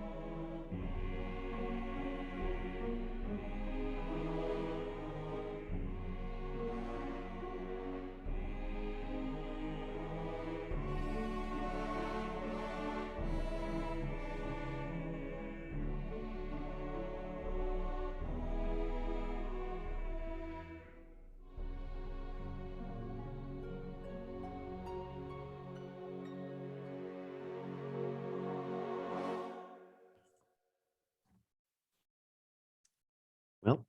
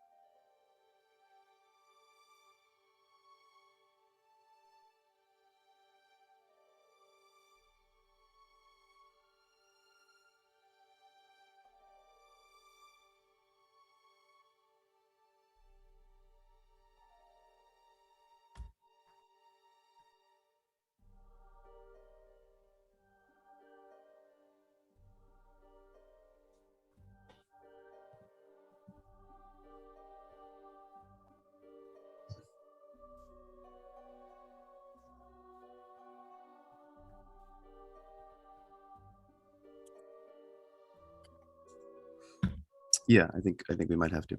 Yeah, Michael said that she said to send for her. So I thought that's what the was. I did too. Oh, maybe I have another sending scroll. I don't know. Well, Felda said that there was a couple of them. So That's the plus side. Time for lunch, so I'm eating leftover pizza. delicious. I just had some miso soup, and unfortunately, everything I'm eating is liquid, so I'm just needing to pee like 24/7. Fun. Yeah, it's very, very annoying. Hey, Especially what? because like because I've been needing to pee super bad. So like when we're in a scene, I'm sitting there like I need to pee, and then it just gets progressively worse, and then the scene gets more intense, and I'm like, it's intense in 2 ways now. Okay. Fuck. It's You mean like the circus? like the circus, intense. No, but now I've had most of the water that I need to survive. For today. I mean, I my thing is I started out with some tea, so my throat would not do that. And then I had misos. What is the sound? Oh, I'm sharing my computer. Someone shared in my a group chat. Lindsay and I are having a vacation in LA in October. We're going to Disneyland. Nice. I I have a friend who lives in LA. You know, I think we do too. Oh, I was talking about my brother, fucking Gabe too. Yeah, sure. I have a mild acquaintance who lives in LA. But yeah, no, we're going to Disneyland, and we have like this big group of people that we're going with, and they posted in like this big group chat of someone twerking in front of Donald Duck, which is, you know, that's wholesome. Mm-hmm. You're muted, Isaac. It said it's a site. Huh? It sounds like a site. Very interesting site. I'm assuming Donald Duck did the little tail. No, Think the ducks do? No? Donald did not engage. Donald was just like, I would love to. who actually knows go how to many Disneyland times again. that's happened to him. twerking in front of Donald Duck. Yeah, I'm no, sure I it's mean, happened. look at Donald. He's a sex machine, of course. He walks around without pants, acting like we shouldn't be twerking in front of him. Please. But yeah, I have my Star Wars land all day all planned out. I'm You getting a I'm- sword? Of course he is. I'm getting a fucking laser sword. Duh. Well, you can. Did and I I- am too. You can enjoy apparently. Keenan and I and Lindsay and our fucking battles. We also got Keenan and I both got the Holocron. I'm too tired for this shit, dude. I almost said Braining simulacrum, hurts. and then I switched to Horcrux, and I was like, wait, Wow, Both bouncing all incorrect. around all the fandoms. I'm so off right now. I'm struggling.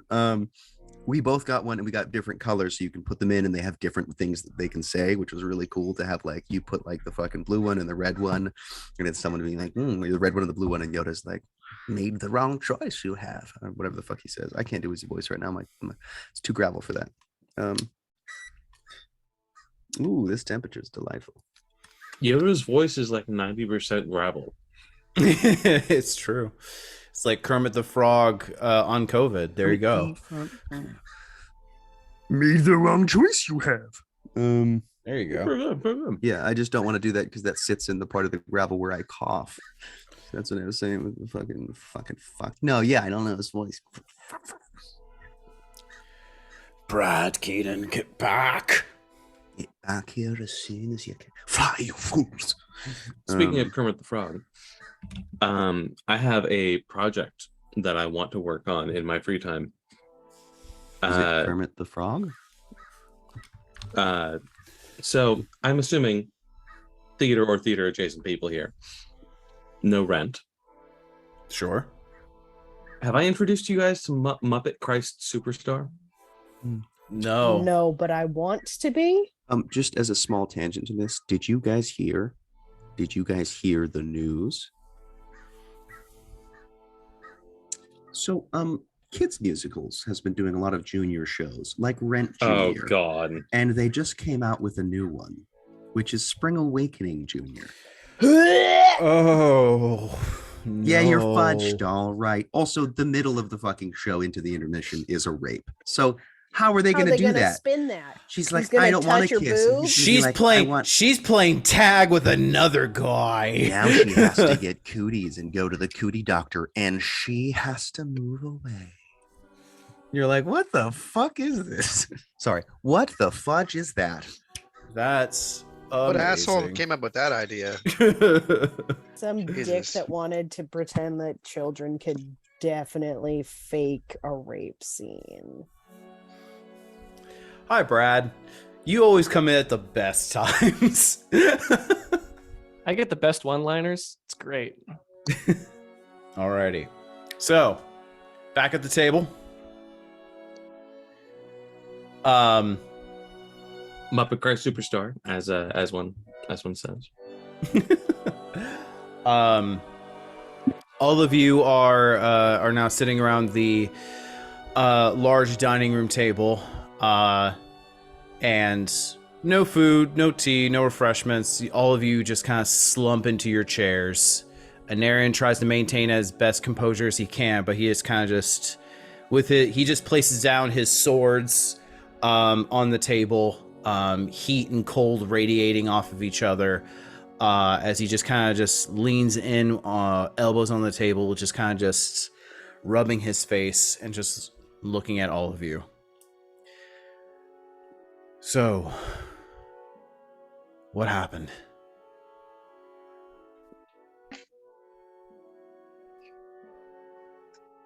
Well, Word vomit.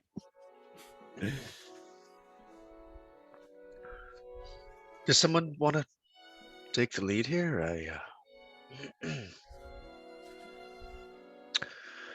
Well, Is it- we stopped both, and it looks like we have stories that differ near the end. Perhaps somebody should tell their side, but The I killed First- Sastan. The first encounter went off without a hitch. We struck quick, we struck surgical, killed whichever Karazastan was at That the was- site, That stopped was the the ceremony. real one. That was the real one. We Mhm. killed the real Karazastan. Realizing that we were running out of time, we made our swap very quickly, left behind Felda and Elisande, and teleported back to the... What was the name of the manor that we were using as our kind of like gap stop? Corix Manor. Corix Manor, sure. Yeah. I'm the gonna lean vampire over woman. to Calliope and just really quick ask if she has the ability to message Elisande or send a sending to her. Do I have? Is there more than one sending scroll? There that I was. remembered? I'm gonna just. Do you have the ability to cast sending? Could she, if I gave her the scroll, can she cast it? No. Sending is not in the paladin spell list. I can message She would her. have to make an Arcana check. What would you like to say? I just need to know if she's safe and if she can make it here, I'll open it up and say, and that Gren is alive.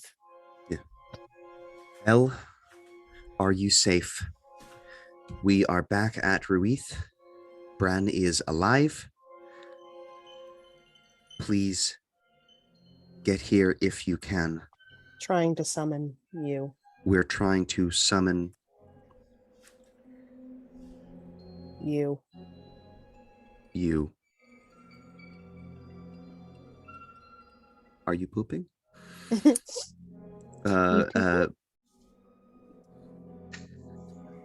What? Call if needed. Caden hasn't got that far in Critical Role yet. You pooping? You pooping? Actually, there's no response. That comes to you. You send the spell, and Safari, you feel a warm glow on your chest as the amulet starts to pulse and heat up. I'm gonna get up from the table and move away from it. And As it opens, you see Elisande burst from the locket and teleport onto her knees, scrambling. You see just blood gashes all over her body. Her clothes are torn. She is missing half a hand. She has a few arrows stuck in her shoulder and arm, and she just grabs the table, lifts herself up. I'm gonna immediately go to her and cast my highest Yeah, cure wounds. I'm gonna do the same. Which She doesn't is stop you, 4th level.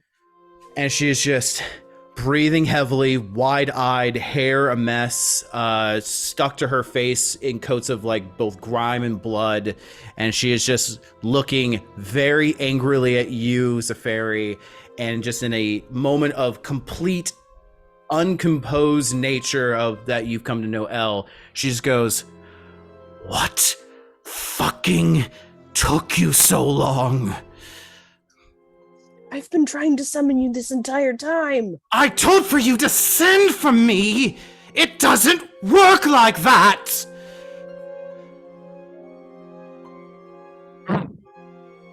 We didn't know this, but the time difference in that area was sped up. It hasn't been very long. I'm sorry. And I just got access to being able to send that spell. I thought the wizard was able to send for wizard? people. It's dead. It's dead. The anger melts almost immediately as the shoulders sag. I'm gonna remove my upper armor and then rip my undershirt and wrap it around her hand. She kind of just numbly lets you do so, and she falls into a chair, snaps a finger, and the filth and grime and dirt fall off of her. Many of the wounds are still there, but they're scabbing over with the help of the healing spells. And she just looks over to all of you and just... I'm so sorry. But you were successful, no? Is there a window in here? We were successful, yes. And I'll hand her a potion of greater healing. Yeah, and She- if there's a window, I'll point out the window to a blue sky. Yeah, you point out to the open balcony that leads out. No windows there. It's left to the elements. And you can see just the rays of sunshine kind of hitting that coastal shore.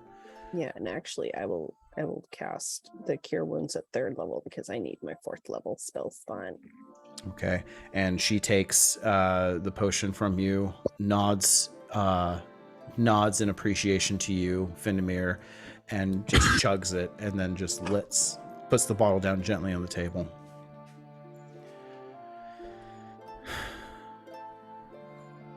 Yes, the second casting was thwarted. Excellent. And you said Bren was okay. Yes, he's unconscious. There are 2 punctures in his back that I couldn't heal over. I might need your assistance assessing what that could be. Absolutely. So, that's it then.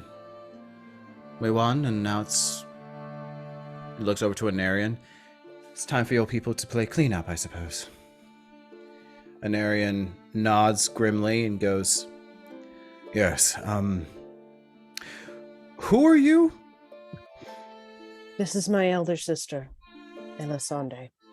She gets up, She assisted winces. us in that first strike that I was mentioning. Felda looks over to Anarian and nods in confirmation. Anarian and Elisande both get up. Elisande, with much more effort, walks I'll over. assist her if she'll let me. She doesn't. Not Of now. course not. Too proud. She goes ahead and regains her composure. Unfortunately, her right hand was the one that was sheared, so she kind of reaches out just naturally and goes, Grand Duke of Baldur's Gate, at your service. I assume you are, from what I've heard through the channels, now speaker of the Evermeet. Is that correct? Anarian, a little taken aback, goes, I have not been officially announced as such, but by chain of command, yes, I am. I thank you, and reaches out to shake her hand, trying to ignore the bloodied stump. If Baldur's Gate has provided service for everything that you've done, I know that Evermeet is eternally grateful, and we are more than happy to repay our debt in time. Elisande nods. I expect so, and thank you. And she nods, bows back to Anarian, as she goes then to take back her seat, slumping in a little harder than she probably would have intended, but is now sitting at the table. Question. Yes. Would this be counting as a short rest? I was going to ask the same thing. Not quite yet, because we're not really going into, not to spoil anything, but we're not really doing anything else past this lodge. If any of you want to do anything else, I'll just allow it, and then we'll go into the epilogue. Yeah, I was gonna summon Solus to go retrieve.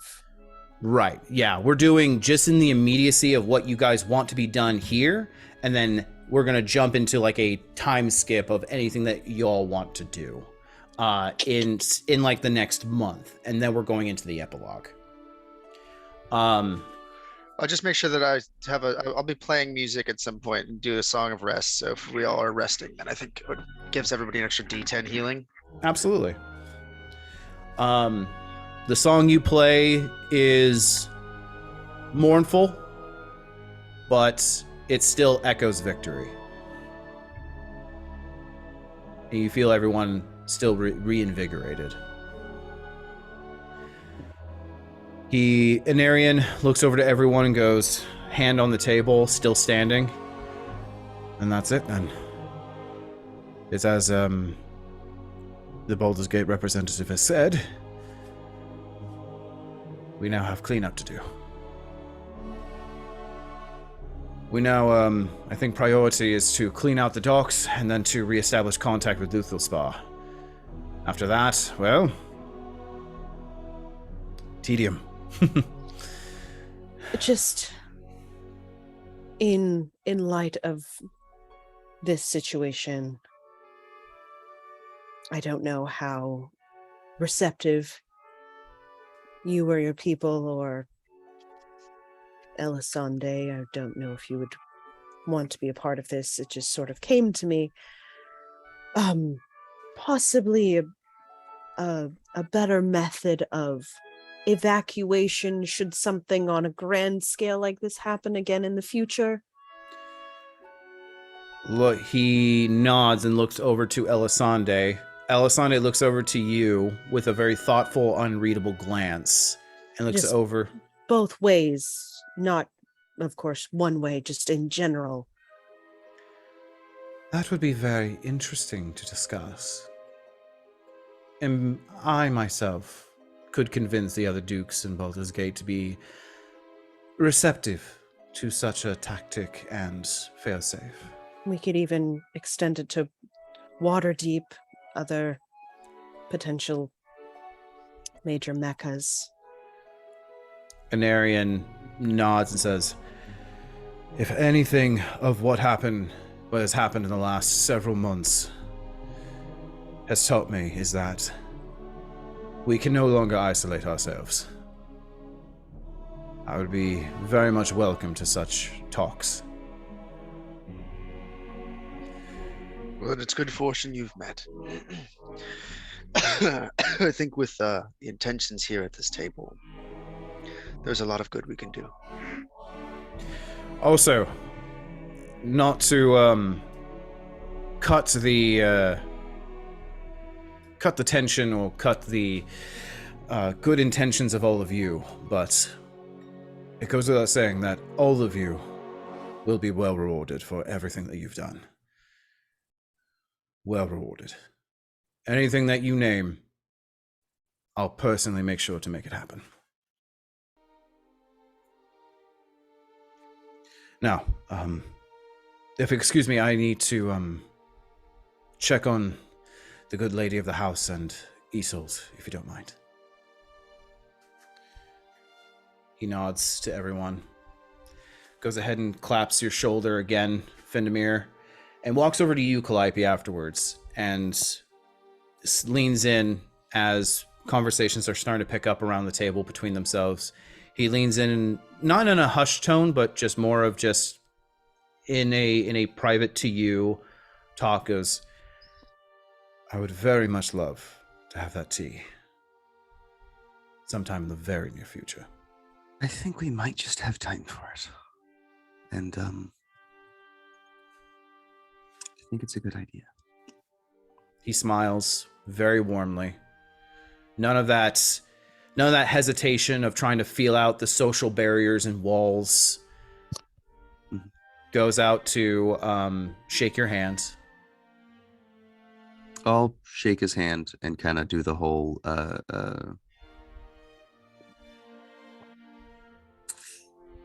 I'll kind of mix it. I'll do the handshake into the like. Hug. All right. Here's a hug. But it starts with a handshake into like you can see the gears twisting of Erythor into Isolde of like. All right, fine. He kind of senses the tension. It's a short embrace, but it's a start.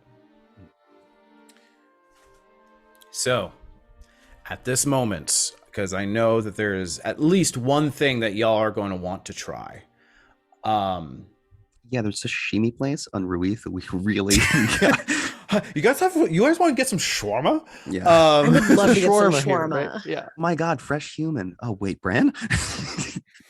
Is there anything y'all want to do in the immediacy before we do a time skip?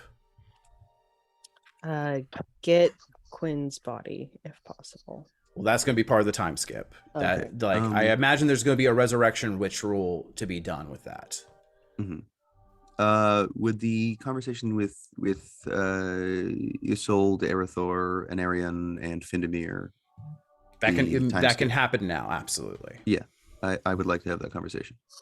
Okay. If I'd possible. also like to check on Bren and see what those puncture situations are about. If those were where his wings were. Yep. So you we'll go to Calliope first. Do you get up and fetch Findemir at the table? And Yeah, I'm gonna see him kind of he's playing music, I believe. Was last we Yes. said. yes, I'm gonna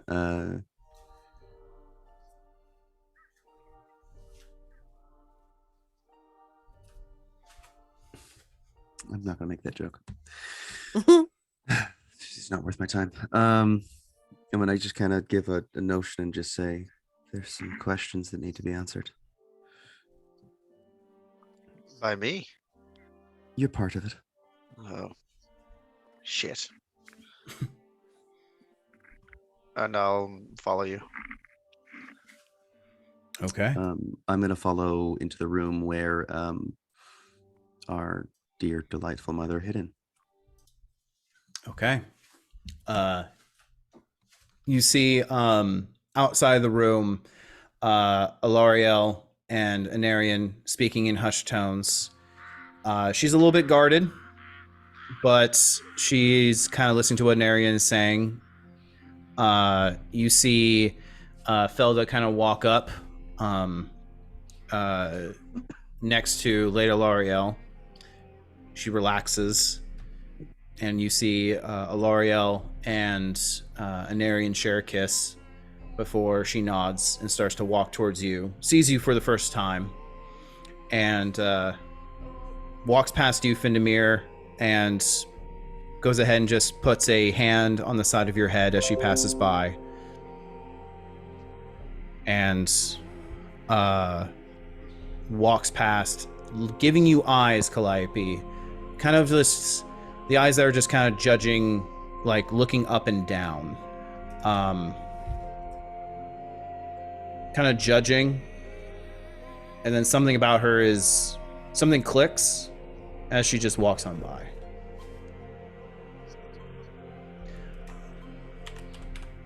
Can I insight that? Sure. It's a 21. You're kind of reminded of, you know it's not malicious in this way, or at least you hope it's not. That feeling, you're kind of reminded of when a child brings home a puppy and the parent doesn't want the puppy, but then kind of just accepts that puppy is now a part of the family now. I'll give her a courtesy nod, just like him, and go on. Okay. As you walk up to Anarian and Felda, both of them look at each other and go. Felda says, I kind of wish Aerithor was here, but he's busy at the West Gate. And I think out of all of us, he hasn't really changed at all. So maybe it's for the best.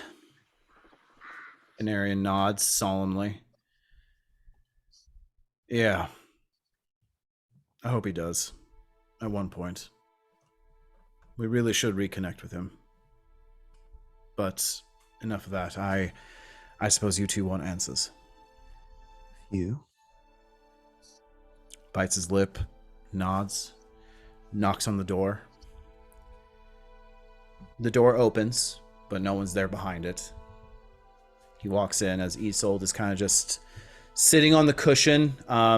Every room of this building, it's like the whole lodge is basically this open concept out to nature. So there's just a whole missing wall that has a balcony outward that just points out to the outside, either overlooking the city or overlooking the coastal shore. And I'll go lean over the balcony. Just look out. as you walk in, Isolde is just kind of sitting cross-legged on the cushions on the meditation cushions that she has like pulled out onto the balcony, and is just kind of staring out at the sea. As you walk by, you kind of just look out to the ocean. It is churning, waves crashing in. You can see bodies and undead kind of like being swept onto the beach. The undead themselves trying to scramble up the sheer cliff, unable to climb it.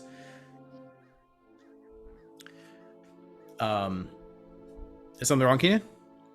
No, like my ears are hurting. I'm switching. Oh, back. gotcha. Yours are hurting.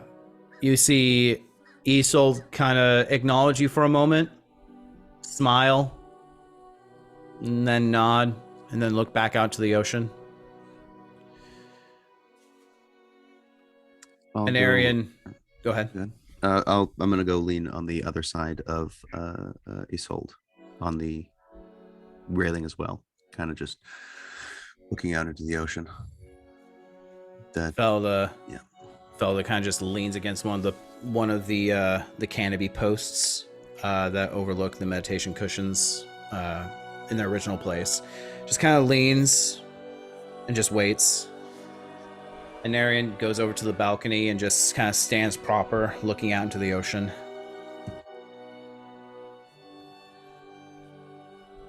Isolde just kind of sits there, looks over to Anarian and goes, I think you must start. Anarian nods, looks over to both you, Calliope and Findamir. So, God, I think I've rehearsed this conversation in my head for years now, and I don't think I ever figured out how to start it.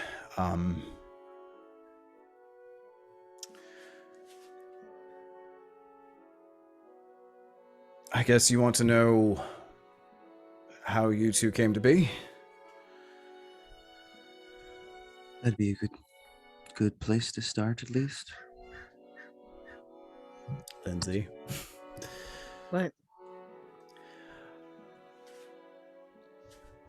Well, it starts back in our adventuring days. Gestures over to Felder. I was on this mad quest to prove myself to anyone and everyone. And Felder and Arathor were foolhardy enough to indulge me. We were thick as thieves. Though, looking back, I really don't know why, considering Felder's progressiveness compared to my racism, which I mention only because it's what led me to Isolde. We were in Cormanthia. We found a lead on where the Warblade was. It was being corrupted by the leftover demons left over in Mithranor, the Nezaloths. They were collecting hundreds of humans to sacrifice, bleed out, to soak the Warblade, to completely corrupt it. And in my blindness, my ignorance, I wanted to sacrifice and kill all of the humans there. Just get rid of them. Forsake them. Felder hated that idea. Arathor tried to be mediator and said that we should just leave. And so I did something incredibly stupid, which Felder had to save me from. As a result, I errantly made Felder shoot off towards some sort of magical reactor, which had her kill hundreds of both demons and humans. That explosion and magical reaction created some sort of rift, sending everything nearby into the astral plane, including the Warblade. And left me and Arathor horribly injured. And the weight of innocence on Felder. Through some random magic, we found ourselves in the Dawnspring in the Feywild. We were both on the verge of dying.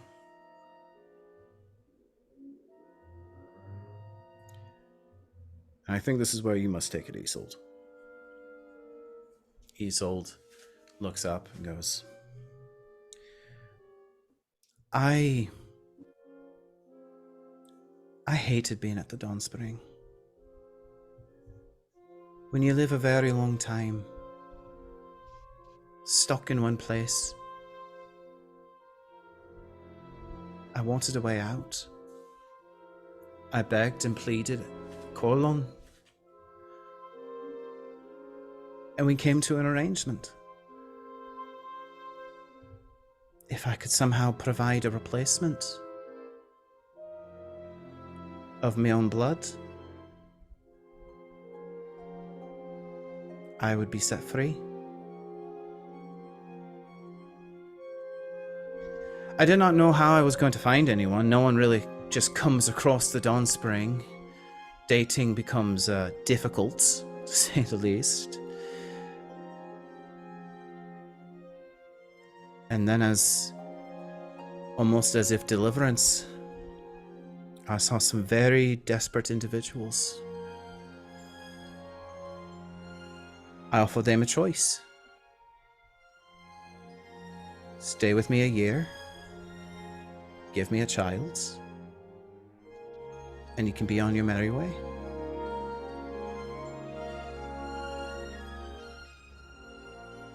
They drew straws. I found that quite insulting. to be honest.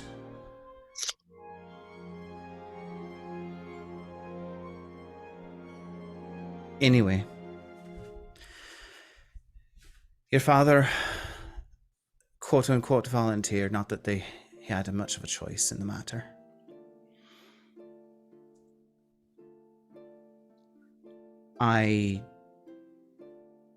You get to know someone in a year, and I got to know Erethdor and Anarion quite well.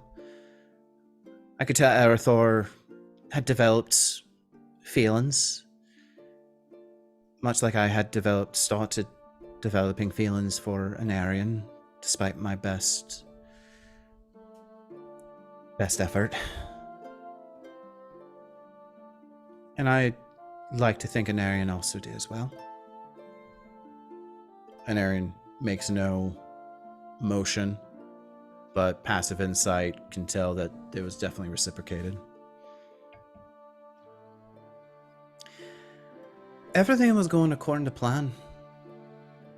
Anarion, I've seen his ilk before, the type of person he was. I didn't care for that type of person, but he started changing for some reason. Started hearing what I had to say. Something changed in him, I suppose. Maybe it was spending time with me, or the fact that he was going to give birth to help me give birth to a half-elven chosen Acaralon would shake one's worldview. I don't know. But he softened. He learned. It was nice that year having company. Though Felda, don't mean to put words in your mouth, but I don't think we quite got along. Felda kind of perks up at that and says, You blackmailed my friends into sleeping with you. So no, I did not like you. She nodded. Anyway, everything was going according to plan. But three things happened that kind of put all the plan into shame. One, I started to fall in love with Anarion. A love that was not going to have a happy ending. So I could have worked with that if it wasn't for the other two. First off, I had twins. It's very unexpected. I only needed the one, and that kind of left Anarion in dire straits. And when I gave birth, the third problem arose. I loved you both more than I could ever possibly imagine. And that scared me.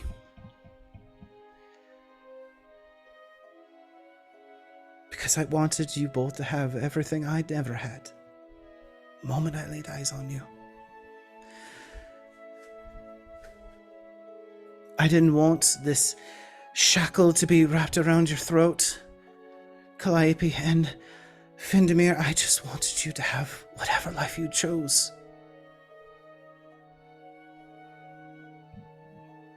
So, 3 months after I gave birth,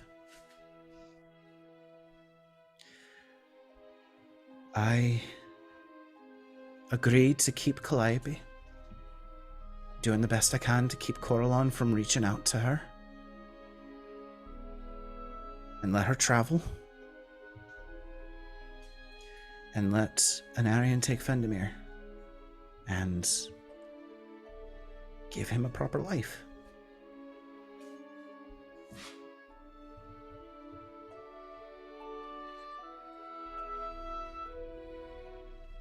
And that is the long and short of it. Surprise!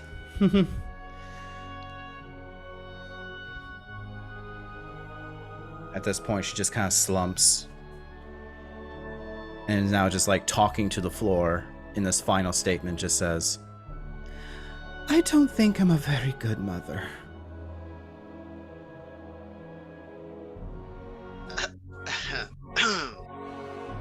I'll realize at this moment I've been holding my breath for a very long time and kind of exhale. Take a step backwards. Put a hand on Calliope's shoulder.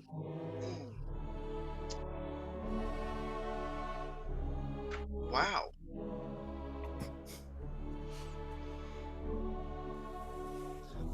Well, thank you both for your honesty. It's good to know where we come from. I think good's a relative term. I'm glad you waited to tell me, us. She looks up, tears brimming at the eyes. You see Anarian also crying as he kind of just looks at you both. Felda is just very clinically staring at the situation, almost poised to strike, like ready to jump in and intervene at any moment.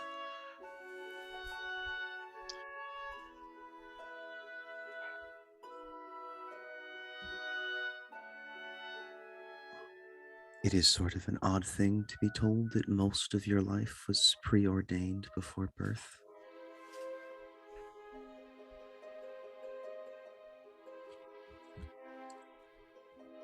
So Coralon showing up at a young age for me to teach me magic. What was that?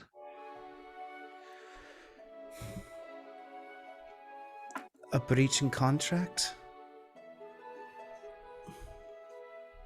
I don't know.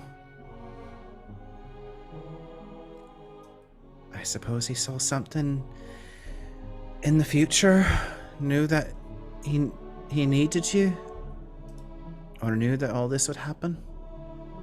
I don't know. But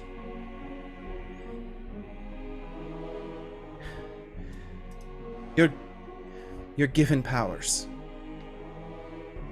They're not from him.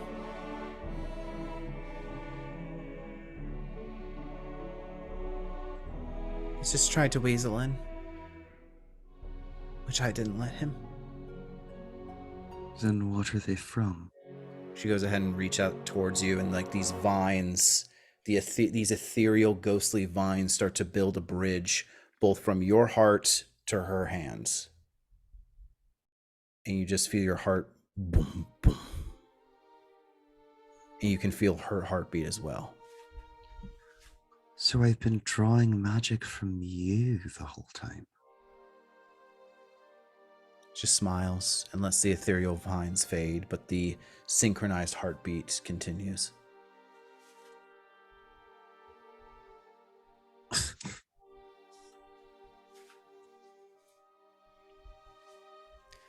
I'm not quite sure how much longer I can provide you your power, though, without the Dawn Spring. Well, if I'm going to make this my own thing and not just a odd deal between a few different individuals, I might have to make an arrangement with Coralon myself. And I think he owes me at least that. As I proved him fucking wrong. She smiles and chuckles at that. And Naren kind of just grins wryly. Thank you for telling us. It's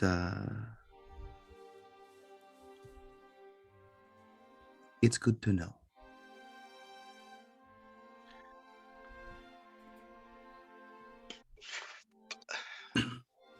She nods, looks over at you, Findamir, shyly.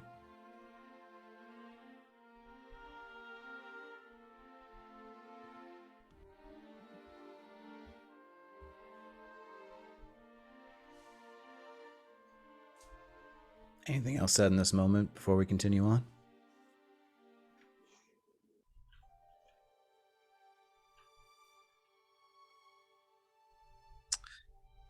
I'll put an arm around Findamir and just quietly say, well, at least we can always say we were destined for greatness, right?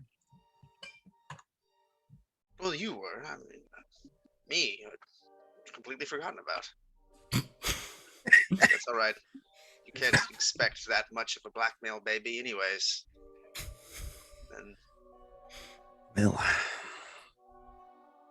it was a joke. It's too soon. Yes, yes, it is too soon. It is. happened like 30 years ago. That's a blink in the eye of an elf. Yes, and still too soon. And anybody up for a drink? What does you always drink, Everluce? Something like that. I mean, it's if there's ever a time for celebrating. Right. There is a hesitance in Anarian and Isolde, unexpected with the cavalierness and acceptance of the words.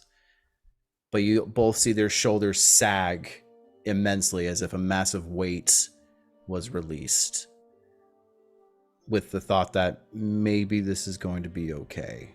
We can still salvage a relationship with our children. Yeah. Well, like I said, I'm glad they waited to tell us. I don't think there's any other point where I could have heard that and not been like, the fuck? You see Felda straight up sheath the dagger.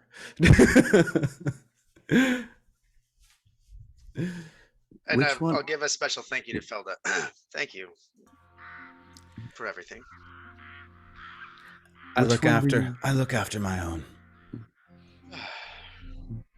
Which one were you worried about more? Oh, different degrees, really. Isolde is unexpected. Really did not know if she was just going to fly away or explode. Anarian's predictable. I was more expected for him. Anarian just kind of frowns, but doesn't say anything. I think... Does anyone else have anything else they'd want to do in this time frame? Just check up on Bren. Okay. I'd like to live. I make 404, page not found. Roll a death saving throw. I let my dad off so easy this time. I had no jokes about him losing the Warblade. There's definitely a moment I was gonna be like, Daddy, chill. Waiting for that. I was like, it's over now. What I does can never this- say that to him. I got a 9 on the die for that death save. Oh, so Fail. with the knowledge that you are in fact dead on a death saving throw, you are still in fact dead. Wild. Oh, do I still get the plus You one can- for my you cloak can- of resistance, or You can still, by the way, Kenny, you can definitely say that comment to Anarian at some point as you're walking out of the room. And Anarian just kind of chuckles and just claps a hand on your back, leaves it there for just a moment, just says, well, it's a hard-learned lesson that the Warblade was just a blade. And there are far more important things than just Yes, a like sword. the ruler's blade, perhaps. just and just keeps walking. Yeah. Bren is waking up slightly. So much nicer than mine. Mom, Brennan- you want a drink? You don't have to blackmail me for it, but I'll give it to you anyways. Oh boy. You are in the room with Pashian, who is now gauze all over this half side of his face as Pashian's kind of lifting up Bren, who is awake and just very weak. Groggy looks over at you and Elisande, Zafari, and just goes, I think I won. Clearly. Yeah. Can you sit up? Yeah. As Pashan like goes to like let go, he starts to sink back into the bed, and Pashan just goes back to steadying him. I'll go and help him and give him a hug. Very gingerly. Is Elisande with me? Yes, yeah, Elisande's with you. Oh. Very proud of you, Bren. He doesn't react, trying to get the machismo, kind of puff up his chest, but you can already see the tears well up in his eyes as he's like trying to do that thing where he's just like moving around his head, just like, nope, I'm not crying. I have a follower. That reminds me. Had a follower. That reminds me of you. Just doesn't look you in the eye, tries to look annoyed, but fails. As he's sitting up, Elisande is now looking at his bare back and just looking at the now sunken pits of flesh that are just missing off his back. I'm just gonna look at her and kind of like try to sister telepathy, like, wings? Is that where his wings? She just looks at you with a very concerned look and just goes ahead and just leans back Bren onto the bed, onto the cushions. She goes, get some rest, little brother. Journey back is going to be long. Can I pop off a divine sense? Sure. What am I getting from him? There's a faint sense of undeath.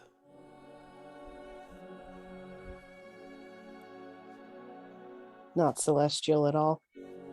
Nope.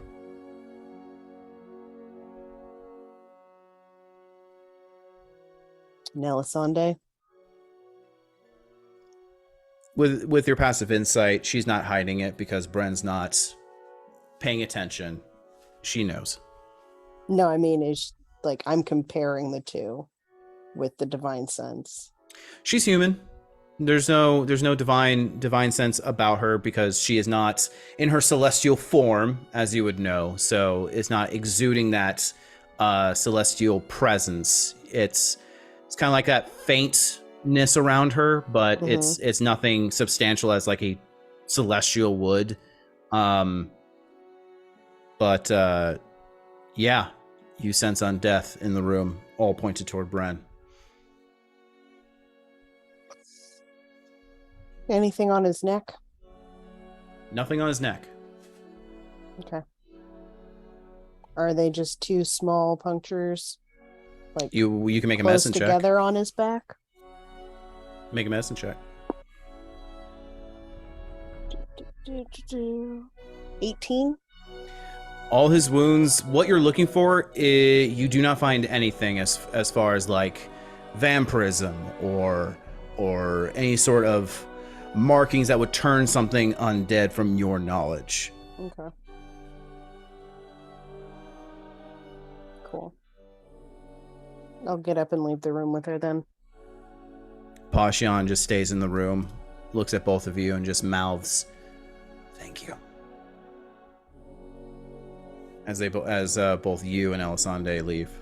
I'll also tell him that I'm proud of him as I leave too. Does just the cavalier wave.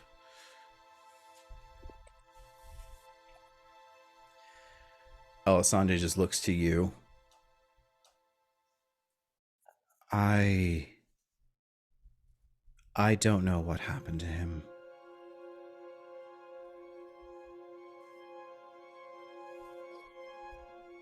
Me neither. I feel like this is going to be a question for another day. But he is Bren. I'm not worried about that, and we should probably keep this to ourselves for obvious reasons. Yeah. This is a family matter. nods, smiles, and walks downstairs with you.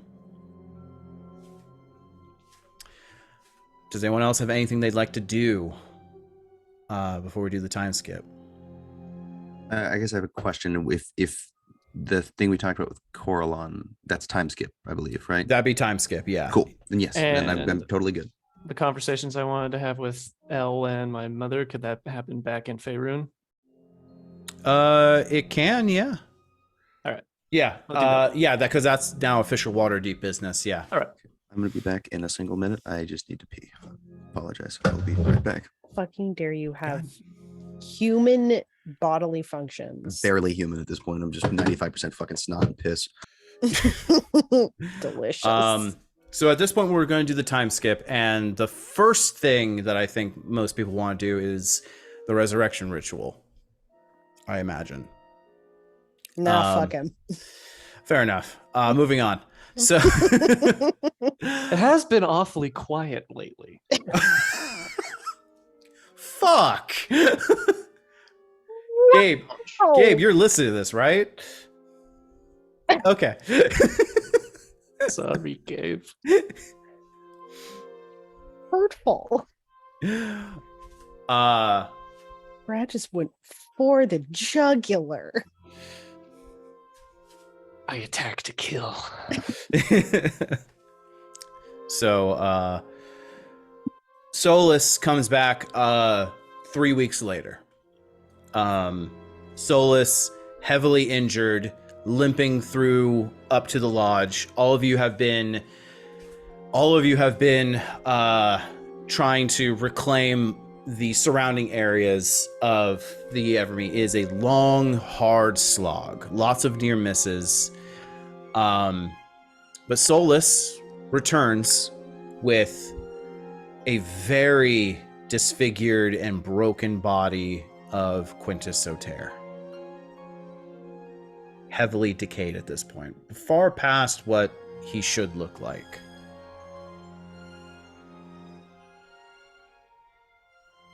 Solus just limps up to you outside of the lodge, just bows his head and just more or less collapses in front of you.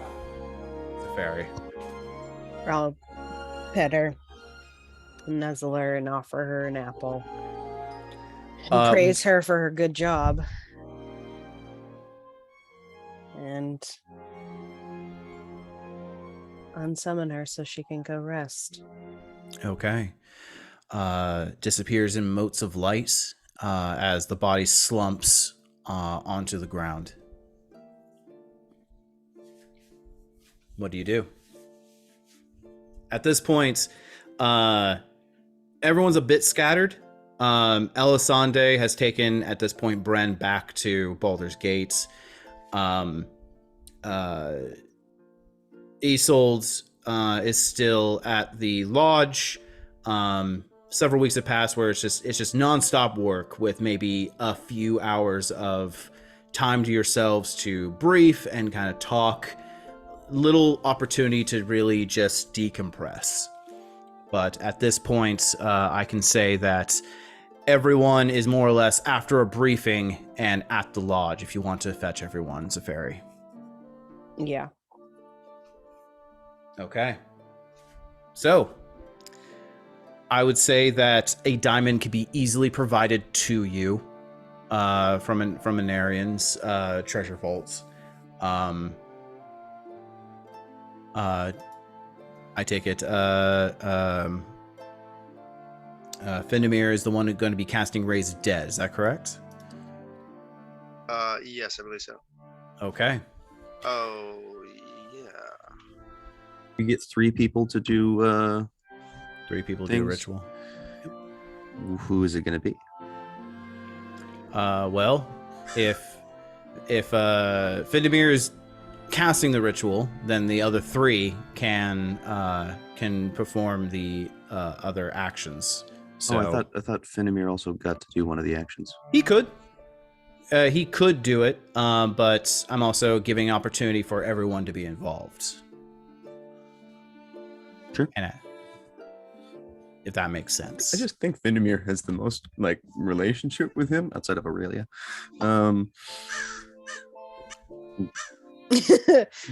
It's up to you guys. I'm just providing an instance. It's up to you all Okay. at the end of the day. Yeah, it's not possible for one of us to provide like advantage to like Finn, is it? No. These are straight rolls reaching into the void. Guidance. Dodger. So to just keep in mind and remember that you literally can pick any skill off of your sheet and provide some sort of narrative reason for that. Any skill whatsoever. I'd love to do one if there's Yeah. room for me, unless somebody else wants to do it. Fucking go for it, bruh. So, well, I'm just reminding everyone the rules, and I'm going to set up the scene. If someone is using the same skill as another person, that DC is going to raise significantly. So if one person is using Arcana, another person uses Arcana, that DC is going to raise for the second person quite considerably. So, as he's now in front of the lodge, it is waning into night. The circles are drawn. The 3 circles containing all the individuals. You're casting the spell, Keenan. Do you include yourself, or do you leave room for your other 3 companions?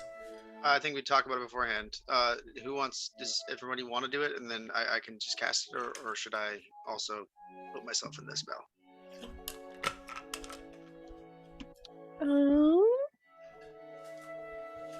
Is there anybody out there? Endemir, if you'd like, you can take my spot. You know him better than I do. Well, it'll be from us then. Okay. And the twins. Love that. All right. As you take your spot within the circle, kneeling down, you're strumming away this mournful dirge, pickled in with a lord's tune, almost like an anthem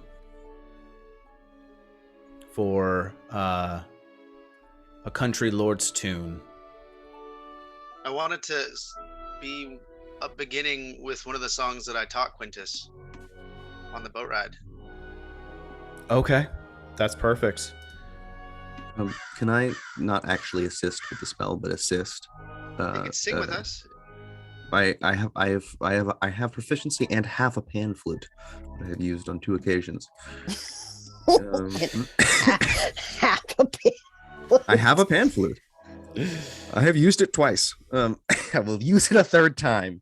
How many comes in 3s, baby? Let's do it. And I'm gonna assist the tune. Okay. Just as an underlying thing for Quentin Findemir's Bit. beautiful Okay. tone. Easy enough.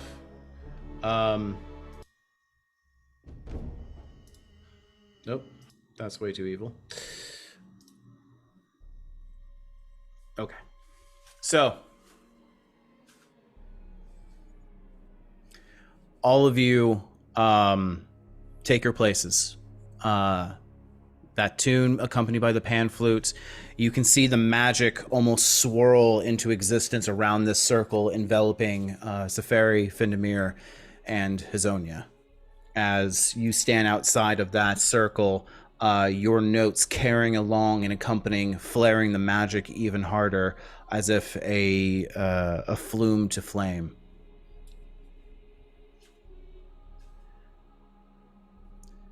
All right. You have the body of Quintus laying there on the ground, a diamond hovering and spinning above the heart. Who wants to perform the first ritual?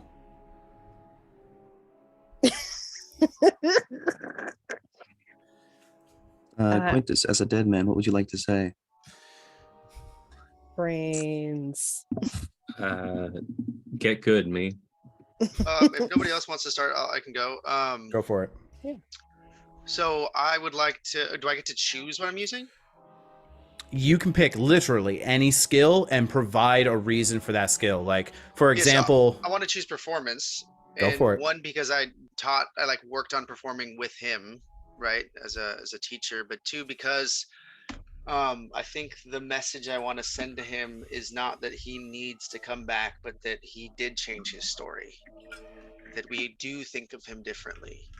And I don't ask him anything instead I tell the story that is Quintus, that I will echo into the future, about him being a person that would give part of his soul into the sword that helped save the Evermeet, for him making the ultimate sacrifice, of him being that person that does care for his friends finally, putting them above all else. A story that I think he'd want to hear about himself, a version of him that will echo into the future and we'll all be thankful for. All thankful for the moments that we had, and if he wants, thankful for the moments that we will have. Give me a performance check.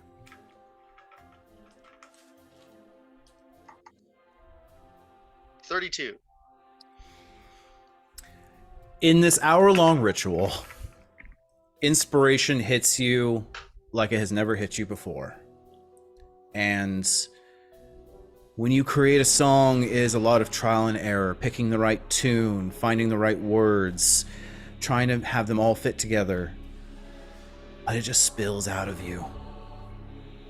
The rhyming, the cadence, the melody, it all fits so together, as if the universe had this song and now it just needs to be sung.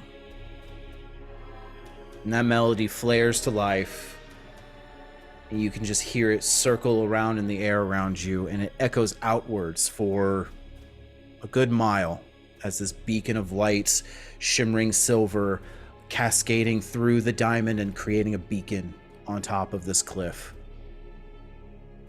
A song of sacrifice, a song of love, and a song of hope.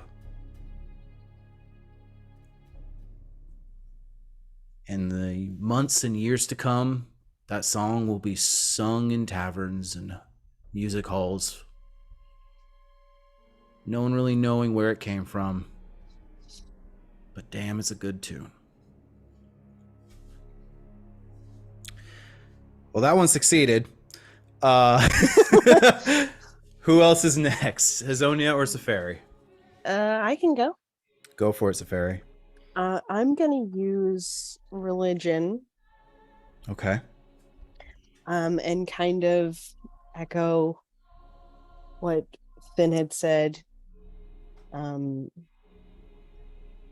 Just recalling conversations that Quintus and I had had about my religion and what redemption looks like, and how he embodied a lot of the tenets that I myself tried to bring out in myself and people under my following, and how utterly proud I am of him and the sacrifice that he made to save two of our friends, and how his arc of redemption and forgiveness came full circle. Okay. As you are invoking your religion, there's a certain point when you're speaking the tenets and your words slip. And you find yourself not speaking any religious texts or code or tenets, you're now just speaking from the heart. And it's no longer, it's faith what you're pulling on. But it's faith that things are going to turn out differently, and faith that no matter what happens from here, it's going to live on. In name, in memory, in action. Faith that he will be remembered. And all of you start to feel raindrops. Just on a clear night sky. Raindrops falling and pattering around for all across Ruith. A refreshing rain. A much needed, invigorating dance in the streets as children go out and play for the first time in weeks, months.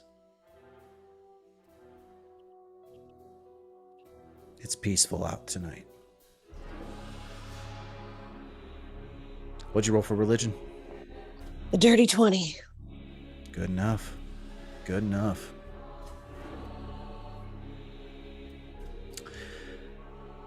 Hazonia. I am going to roll perception.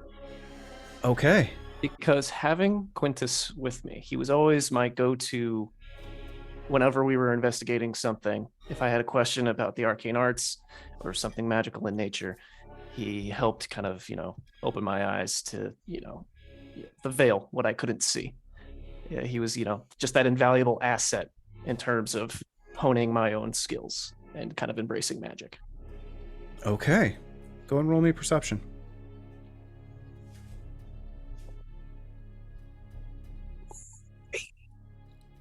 That's a 29. As you lean down and start looking over, you methodically just start going through what's left on his person. There isn't much. It looks like he's been picked clean. And you're going through and start immediately looking for the more powerful magical items on his person. Not to loot, just to preserve. Just to take stock. Because at this moment, you're still not letting yourself feel. You're just letting yourself... You're letting yourself be very methodical and clinical because this is your dead friend, someone you relied upon. And before you know it, the tears start to stream down your voidless eyes. And you reach, and as you're investigating and looking through his body, you find something on his person, a scrap of paper. You pick it up and read. It is a journal entry talking about the excitement of one's journey into magic. A few arcane sigil drawings and examples of your own magic. Because as haplessly perceptive he was, terrible at seeing what was in front of him, he was always laser focused. To a fault. And you can read and feel the excitement that is off the page and joy about how a close friend of his was able to grasp onto magic itself.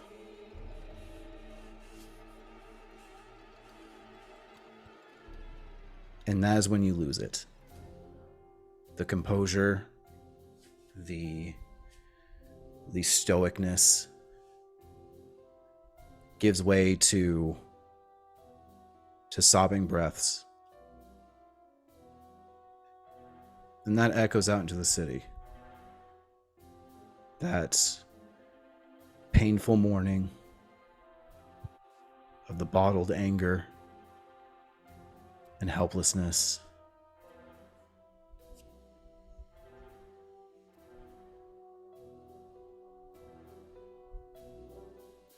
And the night sky just becomes a little bit more clearer, the moon shining a little bit brighter for all to see in front of them.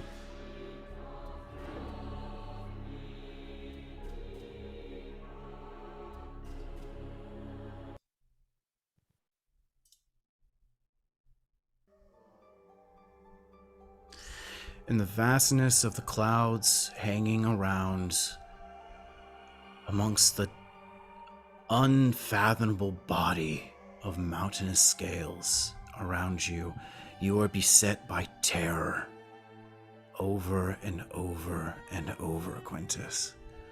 You see lifetimes pass before you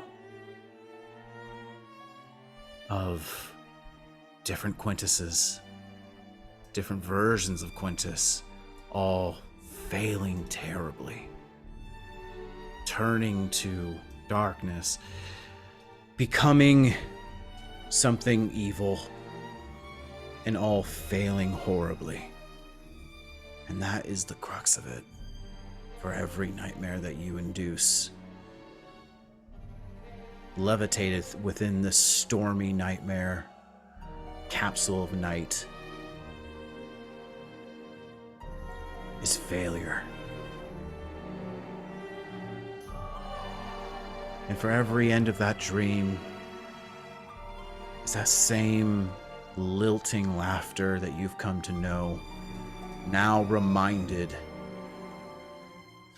of your past rewrites.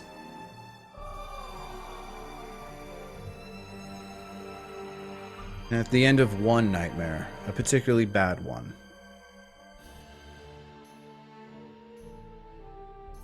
you start to hear a tune.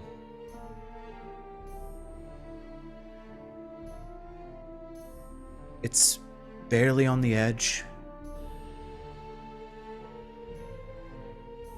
but you find yourself humming it. And you hear ragged sobbing. Someone mourning you. A wretch like you.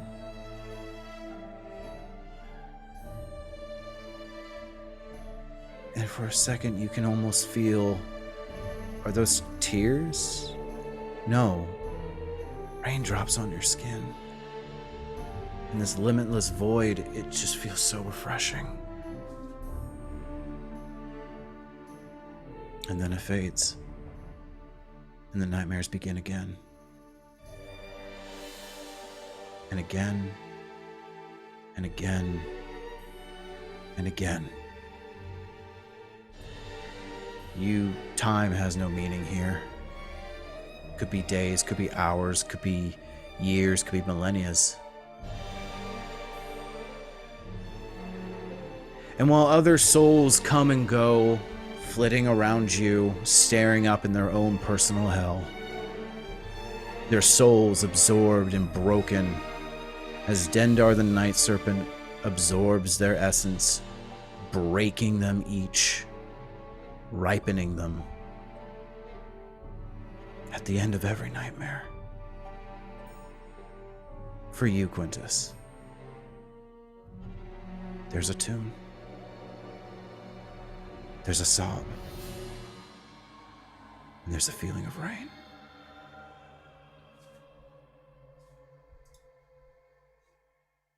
The diamond spins back in the ritual.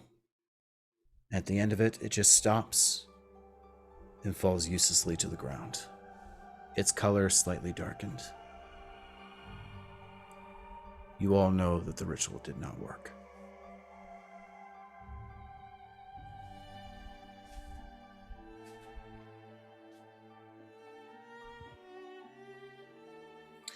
We will now fade into the epilogue.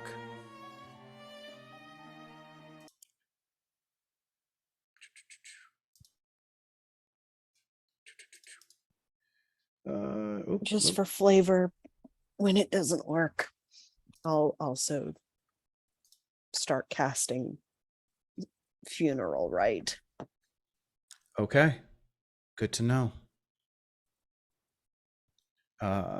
Later, Solus will reveal that it had to beat in the head of the zombified Quintus in order to bring it with it. So it has already gone through that phase. Cool. Love that.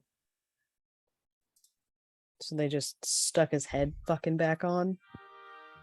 I'm being exaggeratory, but Got it. Solus had to kill a zombie to bring back Quintus's body. I mean, we always knew that Quintus had a thirst for knowledge, but brains?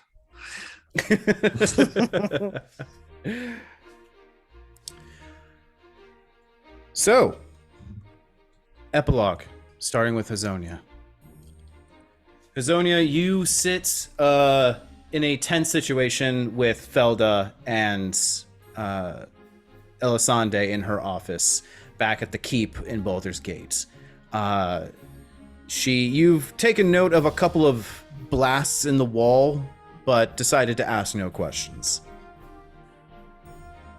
Elisande looks over and goes, I would be losing quite a asset if you were to leave, but I understand if you wish to leave my service.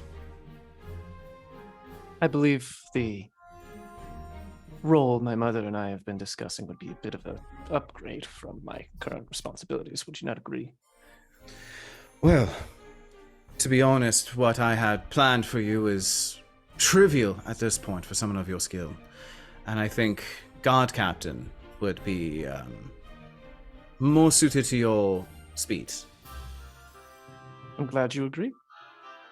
Just know that you have a friend here in Baldur's Gate, one who does like to ask favors. I understand completely. We whisk away back to Waterdeep. Knighting ceremony, a little rushed. Not much pomp and circumstance, which for Waterdeep means that there was at least a 3-day event involved. So, something low key.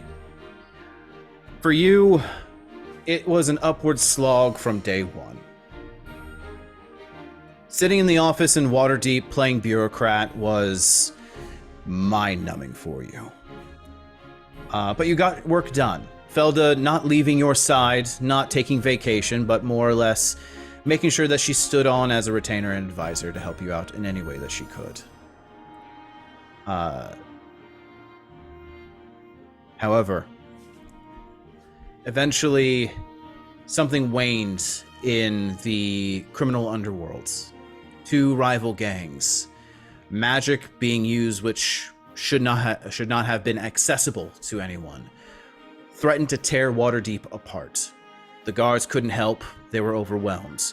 The 2 at gang wars in the middle of the streets harmed countless of innocents. And to your best capabilities, you unfortunately couldn't withstand against it, not by yourself.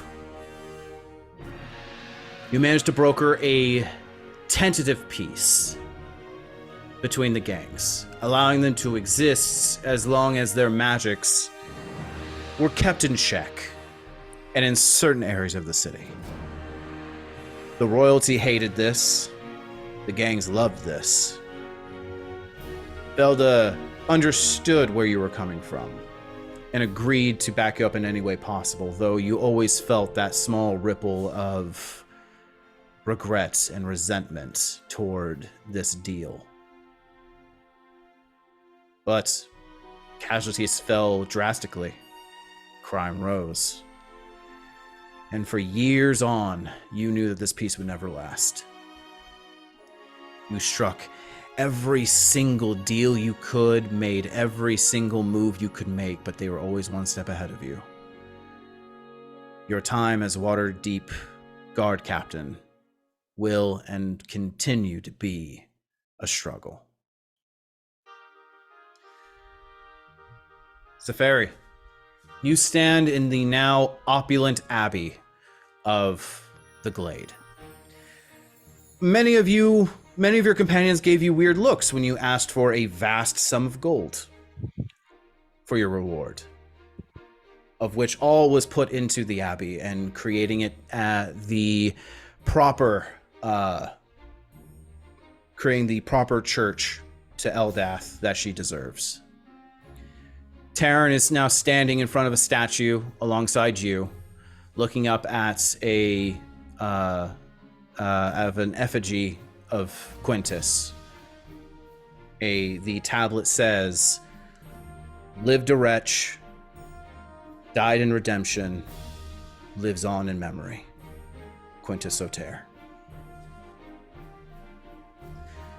I think it came out quite well. Don't you? Taryn says to you. It's bigger than I thought it would be. But I think he was bigger than he thought he would be. I got that impression.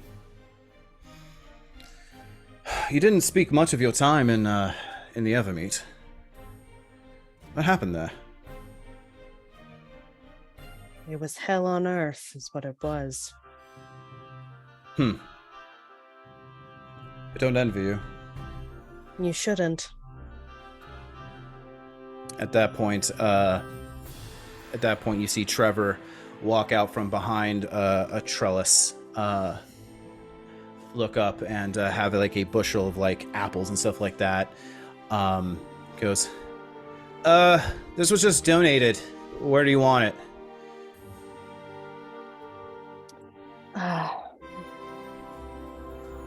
Just hand them out, I suppose.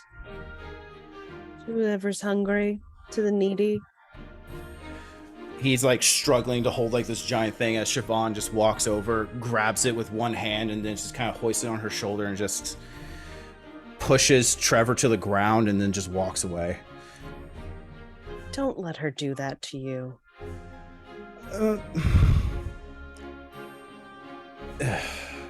Unless you like when she does that to you. That's weird. That's weird. Shut up. That's weird. He gets up, dusts himself off, and walks off, a limp in his gait. You, Zafari, managed to create a tentative alliance with your sister Elisande through legal bearings and much less formal ways of yelling matches between you and your sister. Eventually, you came to a resolution. Those who wished redemption instead of facing the jail cell or the gallows could come here, of which you would interview them personally. Many, many people came to the Glade seeking redemption this way. Very few were seen again. And the graveyard that was erected behind the Abbey would get larger and larger and larger. As the years go on, your shoulders would sag more and more, age showing more on your face, wrinkles, bags under the eyes.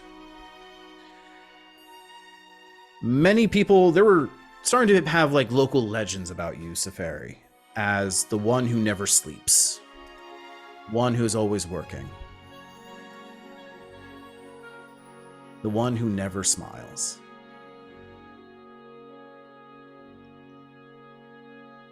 Job is never done. Your work never completed. For years on, you would sometimes fall in exhaustion where Terran would have to bring you back, force you to rest. There's always something to be done. Without your complete attention to the Abbey, it always threatened to fall itself apart.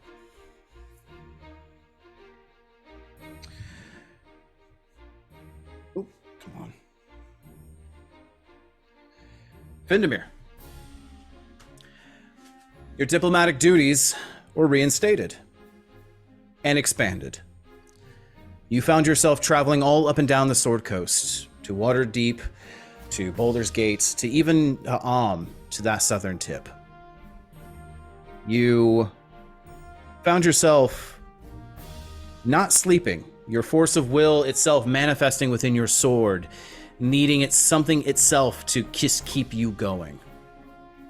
Teleporting back and forth and working tirelessly, you did what you could, trying to mend relationships with the elves in the human lands, as well as more at home. The Avariel were welcome and found their way to the peaks on the Evermeet, both Eagle and Silver.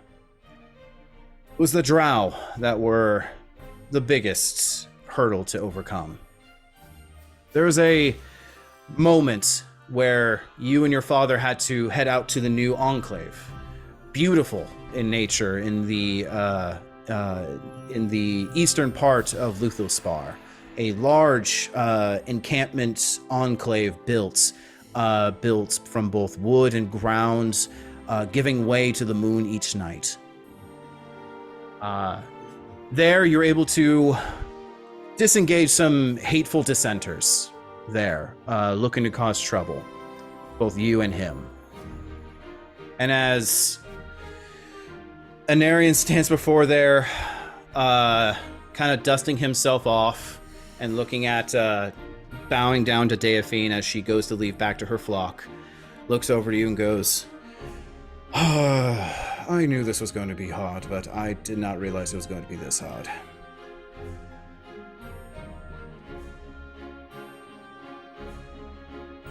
Yes, nothing.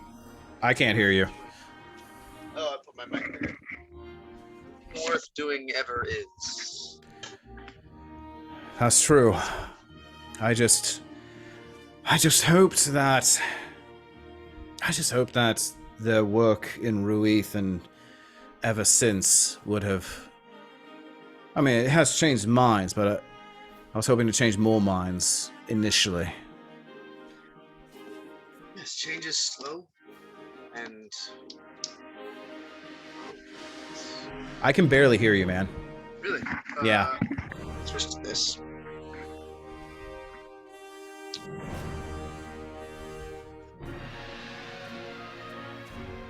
Is That's better. okay. Change is slow, and we're doing what we can.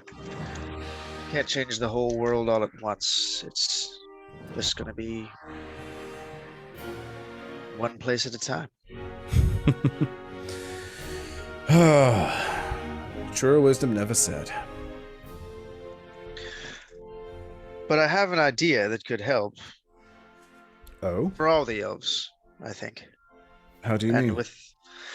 well, I think this distance we've created, the elves, this exclusion from the other world doesn't help our cause. It just leaves things where they were in the past. I think if we create centers in each city, an embassy of sorts. Yes, we can have our diplomatic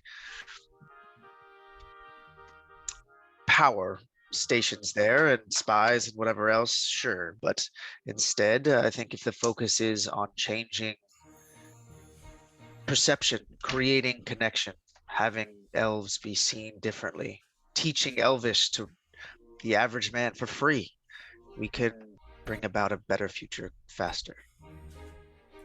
He nods as you're speaking and goes, yes, I think that's an excellent idea. I We think have the friends for it. I mean, the Windwhisks, I'm sure, would, if we bought property, I think they could help. We have a friend in the that's captain of the watch, Waterdeep. These are places we can start, refine our lessons, see what works. he nods. I think that's an excellent idea. And very doable, in fact. I'll speak to Renela, see if we can send some scholars out there. See if we can put the word out.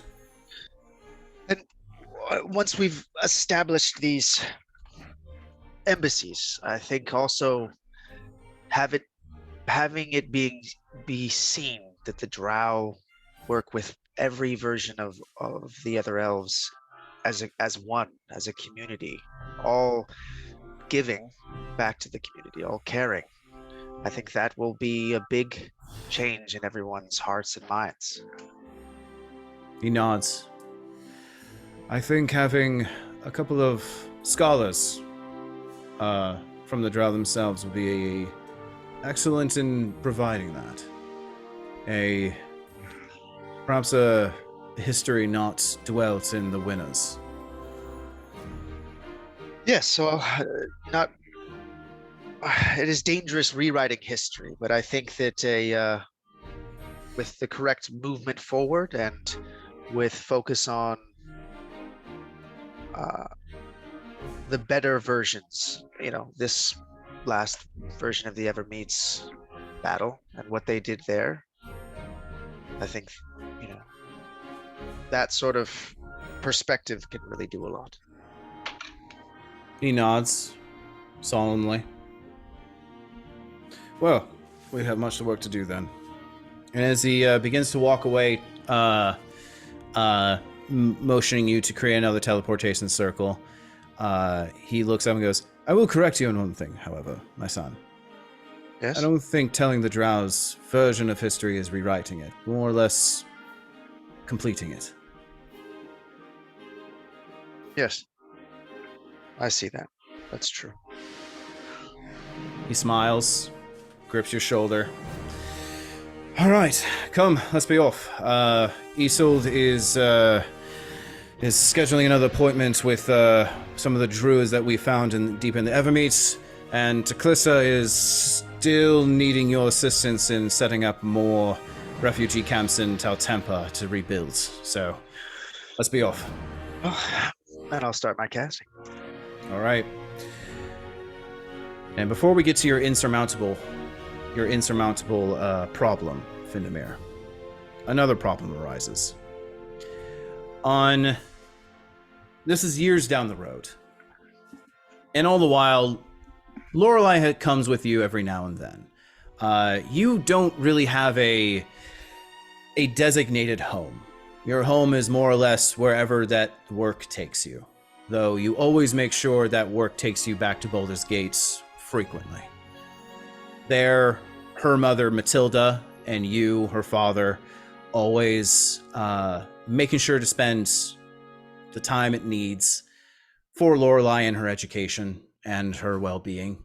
Lorelei would come with you for several weeks at a time, especially during summer vacation from her schooling and teachings, to introduce herself to the Evermeet.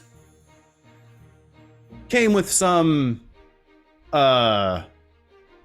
shock at first, but she came to be known as a lovely little bright spot in the courts. One who loved to be on Findamir's wing and then flit off to do whatever she needed or wanted to do, which required many, many different rangers to track her down.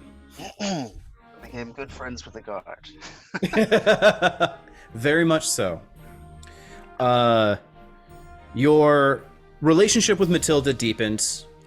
Nothing romantic, but as mother of your child, she became a steadfast friend and confidant over the years. Both of you always seemed to be on the same page when it came to raising her, and both of you always enjoyed to catch up. Hours kind of flying by before you had to run off once more. And then a very urgent message passes by one day, about 8 years in. Lorelei is missing. Come quickly. You rush over to Windwhisk Manor as fast as you can. Jeeves is at the doorway already apologizing, not knowing how she slipped by his notice. Matilda is tear-stained. The fairy's there comforting Matilda. And Matilda just wordlessly passes you a letter. Do you read it? Absolutely. On the letter is Lorelei's handwriting, impeccable, with the words, "Thank you for everything. I'm going to make everything up to you. I'm going to make you proud of me. And I'll pay back for everything that you've done for me. Yours, Lorelei." You spend a solid year with Matilda, searching, using magic and mundane means, calling in every contact. You never find her.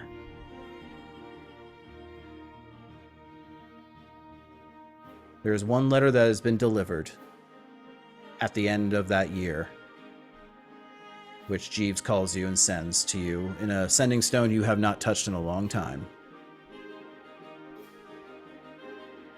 With just the words, "I'm fine. Stop worrying so much."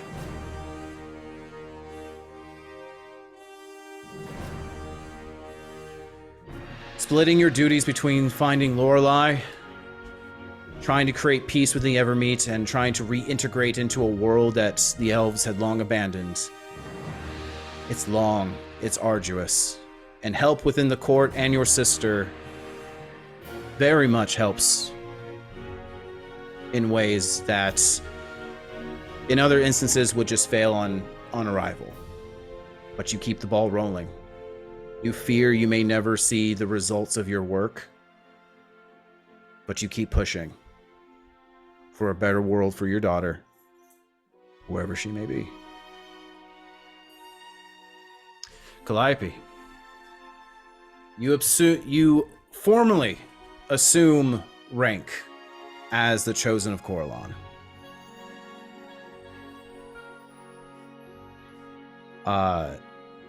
You get back your Seldarine stone. I imagine there is something that you do immediately as you do so. I'd probably cast contact other plane almost immediately. No assistance required. You simply jump into its plane of existence. Corellon is looking a little worse for wear. He is still haggard, but his power is still there. The verdant fields of trees are less bright, but you can tell a repairing orchard when you see one. As you approach Corellon, he is now he has taken a much more masculine form this time, wearing these opulent clothes that meant to resemble a farmer's clothes if they weren't so inlaid with golds and diamond buttons. His face devoid of makeup, the first that you've seen in a long time. And he sits there at the tea table and just gestures, almost expecting the conversation. I'll sit down, pick up some tea, take a long sip of it. Said, first question. So, who gave you the right to doubt me? He smiles wryly, picks up a teacup, and the lack of answer is answer enough. He just takes a long sip himself and just sets it on the table. I apologize.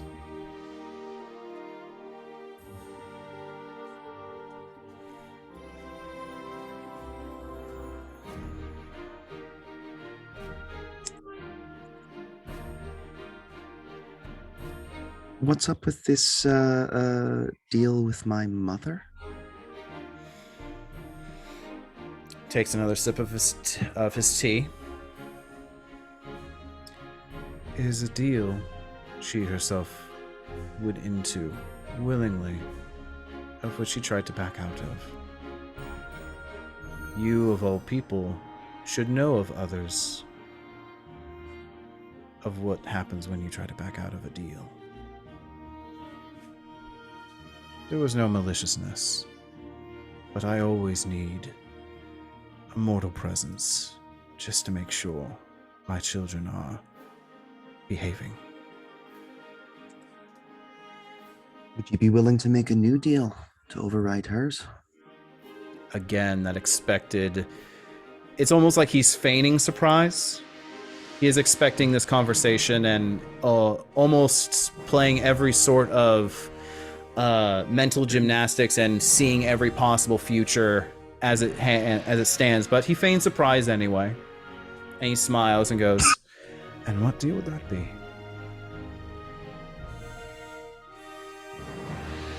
Do I have to answer any questions in this one? At this point, he's asking you a question, and you're protected by the Seldarine Stone and his Sight of Power. Mm-hmm. It's a little loosey-goosey here. We're in the epilogue. Great. I spread the word of Corellon, the name of Corellon, and what you actually stand for, not what some of them seem to think. And in turn, you grant me the same power you've been granting my mother and set her free. Now, I might not want to do the whole stuck in one area the whole time. It sounds a little tedious, as your forests in the Evermeet is sort of large, and there are elves on the prime material plane, but sort of I act as a conduit and can spread the word of Coralon everywhere. I do not need a herald, for wherever elves are, I am. And because of your actions is why I continue to exist. So let me strike you a new deal. You gain what you ask. And I give nothing, and I ask for nothing in return. You have my gratitude, after all. And you have suffered much, and everyone deserves some form of happy ending, I believe.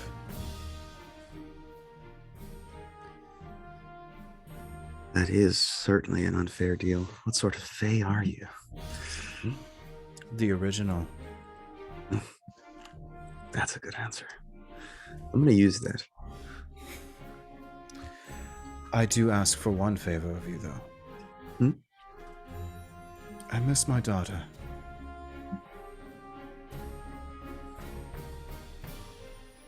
Please, if you could.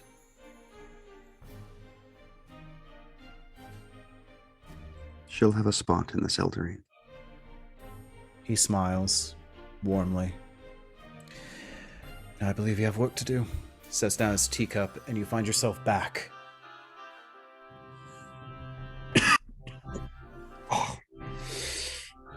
But I cannot tell you how good that tea is, I swear.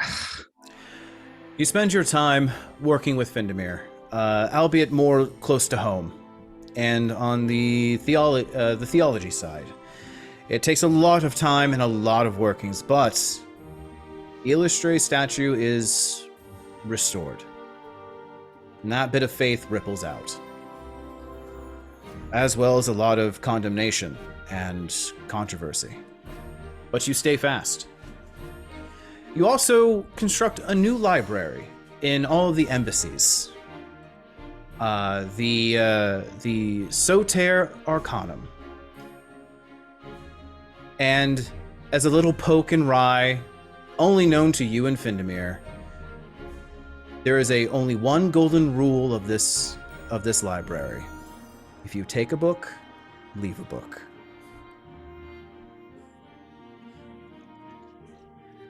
Your insurmountable problem, however, is something a little bit more closer to home. You agree with the Sanguine Order, Sanguine Guard, to meet every month if you can, and reschedule if you must. To gather around for tea, talk lively, and remember good days. And for a year or so, it works.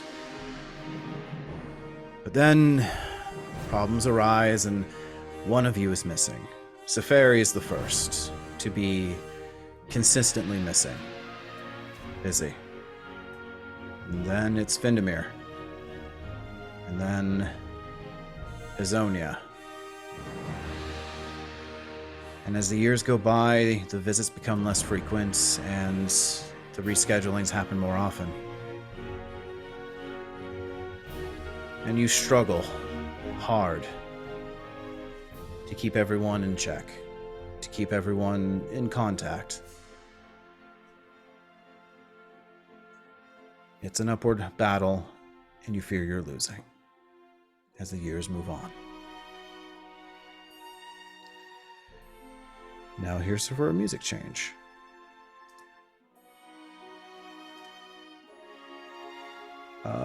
One second.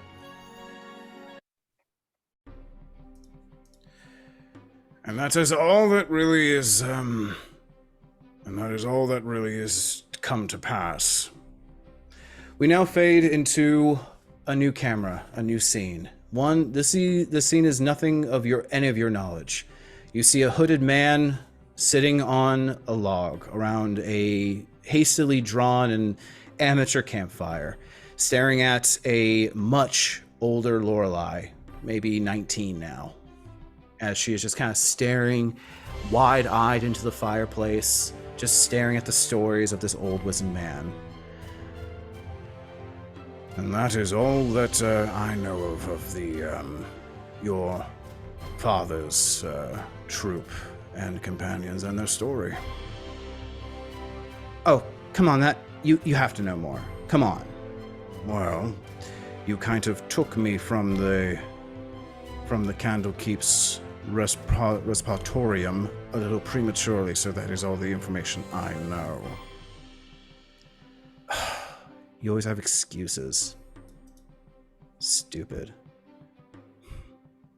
But he's not like super mad that I'm gone, right? He just smiles wryly, Gorion looking at Lorelei. One way to find out, you could always go talk to him yourself. No, I think I'm going to do this adventuring thing for a bit more longer. I mean, they've just done so many amazing things, and I'm just some random person that they just came across.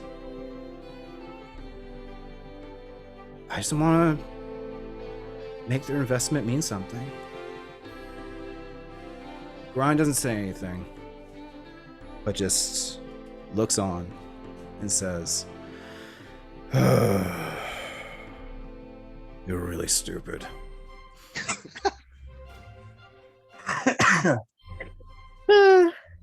That's on brand. She balks and complains as he just raises a hand. You really need to, I agree. Adventuring and more life learning, I think, is what you need.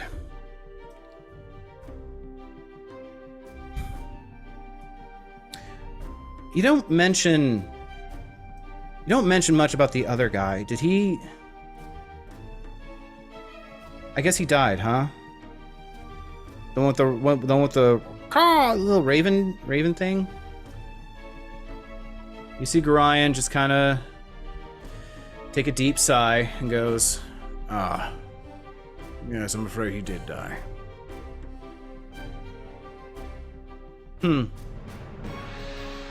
Well,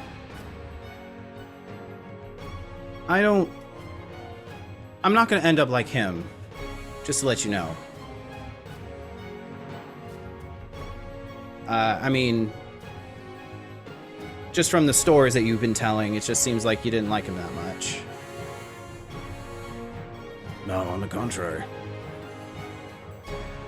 I think that you could do well to take a page out of his book. And the book, Gorion's book, Quintus's book, opens up in Lorelei's lap, flips them magically on its own as a journal entry appears. Start studying that and get some rest.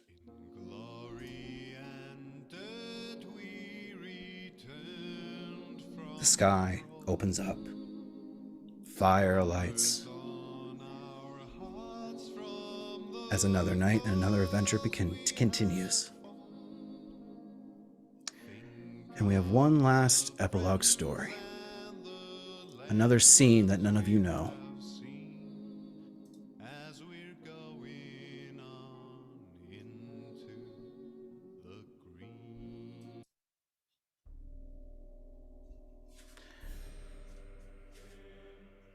Sabure is in his tower. His tower. Formerly his mother's. But she died quite a bit ago. He is now leader of the academy and shows his ass Tam his gumption. His power. He looks different. Like a caricature of what's attractive. The heightened cheekbones, the elongated jaw. He's just flipping through a book. Over and over and over. He's just muttering to himself as the camera pans in closer and closer. Oh, that's pedantic. End of the world, so cliche. Don't need that. His hand stops on one page. And he brings it in close as if to make sure what he's reading is correct. Oh. Now I think that will do nicely. And that is where we're going to end the campaign. Brad's face. That'll do nicely. What's the spell? What's this? What's in the book? What's in the book? I'd like to roll Arcana on the spell. You lose. You're You dead. Okay. fail. Yeah. That's the campaign. There you go. All right. Yeah. Thanks. I don't know what to do now. I don't know what to do with my hands. Oh, did we? So I'm curious with something that I asked about with Calliope. Did we end up getting the Avari elves and the Drow settled fully in the Evermeet and They- in the You mentioned Seldery? it in mine. Yeah. No, so the- I know there was allusion to it. I'm just curious if it truly went through. Oh yeah, the Native. Avariel are in the peaks of both Silver and Eagle, and the Drow are settled east of Luthal Spar in a now large enclave that they've built. Mhm. But yeah, that's the campaign. Are there any like end of campaign questions or clarifications? I have one revelation that I would love to share with all of you, if none of you. Sure. I have a question. Sure, what's up? Why did the Death Knight mention my sword as like somebody else's and that somebody taught me? Yeah, so that Death Knight was an old student of your teacher, and that elf took a much darker turn, feeling like he was being held back. The scholars were holding back his magical power, so he started seeking for more magical power, and he was manipulated into basically giving up his soul and slaughtering people. And in that grief, he just went full fucking evil and went through the whole process of becoming a Death Knight. He saw you as a successor of his, since he was able to kill his former teacher, as that He was killed revealed. Ascalon. Huh? He killed Ascalon. Yes. Like, oh wow. Yeah, that was revealed when you first got to Ruith. Ascalon was murdered in a duel between the Death Knight and himself. And in doing so, wanted nothing more than to destroy Lyra, who became a vampire, and also destroy anyone that was taught by Ascalon, just completely wipe out his legacy. There was a lot of infighting when it came to Kara and her minions and allies in Korik. There was so much infighting. I think only one of Korik's vampire lieutenants actually liked him. Hey, honey, Was that the werewolf? could you? It was not. It was Rogel. What's up, Lindsay? Could you switch your headphones to speakers? Because I'm gonna come out and start fussing around in the kitchen, Sure. but still want to hear everybody and participate. Sure. All right. All right. But let's see here. Where are my Okay, speakers? bye. But yeah, the big revelation that I want to share, and this is going to sound initially as a shot toward Gabe, because actually, can someone speak and say something? Hello. Oh, Could you hear that, Lindsay? Nope. Oh, hold on a second. I need to do this within 1 second. I need to go into settings. Where's my I settings? didn't need to use any of my dice today. That's good. That's good. Damn it, Hit it Lindsay. again. It's still moving. Okay. How about now? Hello. There we go. Hello. But yeah, so Rip enemy, just do it. so this I constantly get on Gabe's case with just jumping to the wildest fucking heightened anime bullshit. Like just conclusion all the time. I'm like, no, just think more logically and simpler explanation. And yet, the entirety of the Evermeets was created, the entire quest line was created off of a massive leap in judgment and conclusion by you two, Isaac and Keenan. If you remember, so here's to paint the picture. I am still trying to figure out how to, because here's the thing, I know the ending of what I want. I want there to be you guys fighting Atropos or dealing with Karazastin, and the Pillars of Earth are somehow doing that. I still was trying to figure out how the fuck to pinpoint everything. And to give you a little peek behind the DM screen, this is all based off of a 3.5 module called the Elder Evils. And in the Elder Evils module, all Karazastin had to do was cast that spell on just anywhere. Just take out a city and boom, done. And I thought that was just too small of a thing to call a stillborn death god. So I'm still just trying to figure out shit in my head, like, how am I piecing this all together? I don't know what I'm doing on how to like narratively make this make sense and the grandioseness of what it needs. Fast forward to a shopping episode in Baldur's Gate where you guys come up to a half-elven, like when you're like shopping around for like the bag of bedazzlement, and you come up to this one storekeeper with the half-elf, and paraphrasing the conversation goes, it's like, hey, how's it going? It's like, oh, it's going all right. Hey, is this your shop? Oh, actually, my dad, he's the elven crafter here that has this shop. Oh, where is he? He's not here right now. He's been gone for about a week. Oh, is there a lot of elves in this area? There's one other elf across the way, but, you know, she's missing too. All the elves in Baldur's Gate is gone? And at that moment, I was just like, yes, and... And it was just that crystallizing moment of like, I can make this work. I can make this work. And I checked the calendar as you guys are just rushing around, freaking the fuck out. And I'm like, Feywild, Spring Equinox, genocide of an entire people. I can do that. Yeah, boom. That's the missing piece that I needed. You also have to add in the fact that like I had come in a little bit earlier, not by much, like 2 days earlier, being like, the Dawnspring just got attacked by hordes of undead, and these 2 level 20 people got fucked up. And then I was teleported here with no explanation, and a god was like, show up there. And I was like, okay, so a god's telling me this. The birthplace of the elves is dead.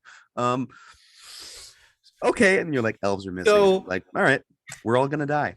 So in my mind, all that was happening was that those 2 elves were just having an affair. It wasn't even illicit. It was just like 2 single dudes just like, yeah, let's just go out and we don't need to worry about anyone. Let's just go and have a good time a week away, you know? And yeah, that all devolved into, based off of one yes and statement, the entirety of the Evermeet was born. That's so funny. Damn. Wow. Which gave me the opportunity to go all Pepe Sylvia with the Spring Equinox. So that was pretty nice. Pennsylvania. It's always sunny there. But yeah, that is one of the main things that I wanted to reveal for a while. But yeah, That's very funny. Yeah. Any other burning questions about the campaign or backstory stuff? What was the plan with 2 questions actually? What was the plan with Dane's group that kept showing up? It was going to lean into the main story where they keep finding these objects of immense power, and these objects are very much undeath leaning, and he was going to it was going to be a way to connect Karazastan. Karazastan was going to be Dane's it was going to be that organization group's main contact of selling these artifacts, which is why Flick was Not in dead. well, he's a thief, and he just kept getting really, really lucky. When he first survived, he was supposed to be executed in Rashomon. And then someone brought up the fact that he had found magical items. And so now they needed information out of him to figure out what was going on. So that belayed the execution enough time for him to get out and escape. Yeah, so he was always supposed to be like that, like Benny from the Mummy type situation where he just keeps showing up. I was definitely geared toward that. So, but yeah, he was supposed to there. I mean, that organization, the leader of that organization was supposed to be dealing with Karazastan directly, all for the sake of money. Yeah. Karazastan is trying to end the world and he doesn't know or care. Right, because money. Yep. So when I did the rewrite, I killed Tanis, didn't I? He was alive, wasn't he? No. And okay. No, Go ahead. Tanis was always this Arc Lich. Yeah, Tanis was always this Arc Lich who had sprinkled a bunch of simulacrums to basically siphon away knowledge from everywhere. Because he is an Arc Lich who just wants to be left the fuck alone. And not really caring about the details of like how he gets the knowledge or how his simulacrums spread and get the knowledge. Like he got some knowledge from that one simulacrum that ended up in the Evermeet that was summarily executed. But yeah, I mean, the longer that he does this little ploy, I mean, think the Reapers from Mass Effect, basically. Like you send out all these feelers to just get bits of knowledge that may be new to you. He's just been doing that for centuries. Interesting. Yeah. So I've always had, the reason why that was so overshadowed was because you were dealing with a Warlock patron, and I knew that eventually that storyline would be cut off in some way, so I had to create something else for your story to go off of. And that goes for everyone in some fashion. Including, I knew that the quest for Hazonia, to rescue her mom, that was exactly in the works. And the fact when that giant leap to conclusion with all the elves missing and whatnot, I think the day after I messaged you, Brad, and was like, "Hey, do you mind if your mom was a sailor?" Sure. No, I kind of like that. Felda's past was kind of mysterious to Hazonia because I mean she's an elf, so she's lived God knows how many different lifetimes. So I think that kind of adds to the character. For sure. But yeah, that quest was always in the works. It just, with that inclusion of all the missing elves, created such a nice segue into that quest of why you need to save her, let alone the want to save her. Speaking of Hazonia, is there any actual thing, and is there anything written on who her original elven parents are? Nope. Not really, no. Okay. I never planned that. Yeah. Nope. Okay. I dropped that onto onto Hazonia randomly. That was like the big surprise moment in Candlekeep, which I had I basically and because of Hazonia's lack of want to bother with her birth parents and the fact that she doesn't need to know about them because they she got left by the wayside. They didn't want her. Why should we want them? Yeah, Felda knows who her parents are. Like Felda knew her parents, knew that abandoning Hazonia was wrong, and before that, she could just try them for abandoning a child according to the law. Hazonia went missing, and it wasn't until years down the line when she was like a child urchin just kind of running around the streets did Felda go, okay, this is my responsibility to take care of this kid. I have a personal connection to this kid. You're saying it's Erethdor and his soul. What's that? The mysterious third child. The mysterious third child. Yeah. One of them's the chosen of Coralon. One of them is the most charismatic bard there is, and the other's a devil. And you know what? Fucking just throw that one out. And Felda's like, "You fucking kidding me? Like we just had this problem." No. How far forward are we allowed to ask about? What's that?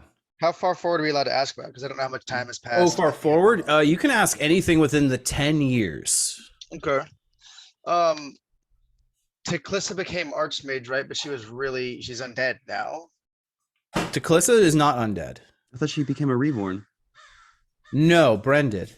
No, you alluded to Teclissa becoming a reborn after her soul was partially sucked out by the Lich. You said she had an undead look, and it continued from then on. I did? Yep. Whatever. It doesn't matter to me. I just wanted to know how Tyrion and Teclissa fared in like the wake of. Oh, Tyrion died at sea. Tyrion died. The spectral dragon riders that the Spelljammers were keeping at bay failed on the island off the coast of the Evermeet, and so he sailed out to personally meet the Navy out to try and keep them at bay. Succeeded, but his ship went down in sea, but his sacrifice gave the Spelljammers enough time to corral back those spirits, dragon riders back. So Tyrion died. Teclissa, I legit don't remember that, but I believe you. Teclissa is now Archmage. She has some big shoes to fill. The previous Archmage was very well liked and very respected, and it is not lost on the populace that most of the council is occupied by one family, and that is a big red flag for a lot of different people. It's actually completely unrelated. They're like, "Oh, this family is just fucking amazing." You guys are like, "Hey, what is this nepotism?" And you're like, "I'm sorry." How many council members are there? Right? At least 3. No, we have 4 because there's you, there's my dad, and then there's Teclissa, and then whatever role I have within it, which is not necessarily one of the council, but definitely. Definitely. You're definitely not part of the council because your role is much more active. So you work underneath the council you basically carry out the council's will through diplomatic chains. So you have adjudicator. Exactly. And so the missing council seats, due to how many that were dead, have been filled, but of course they're all filled by the guy who inherited the seat. What about the rulers of the Drow or the ruler of the Avariel? Having that be part of the council? Yes, both the ruler of the Variel and Daephine are now on the council. Actually, Daephine is not on the council. She is now. Rin is? Yeah, I'll say Rin is. I'll say Alakarin Rin is. Sick. That's awesome. But Daephine is now a chosen.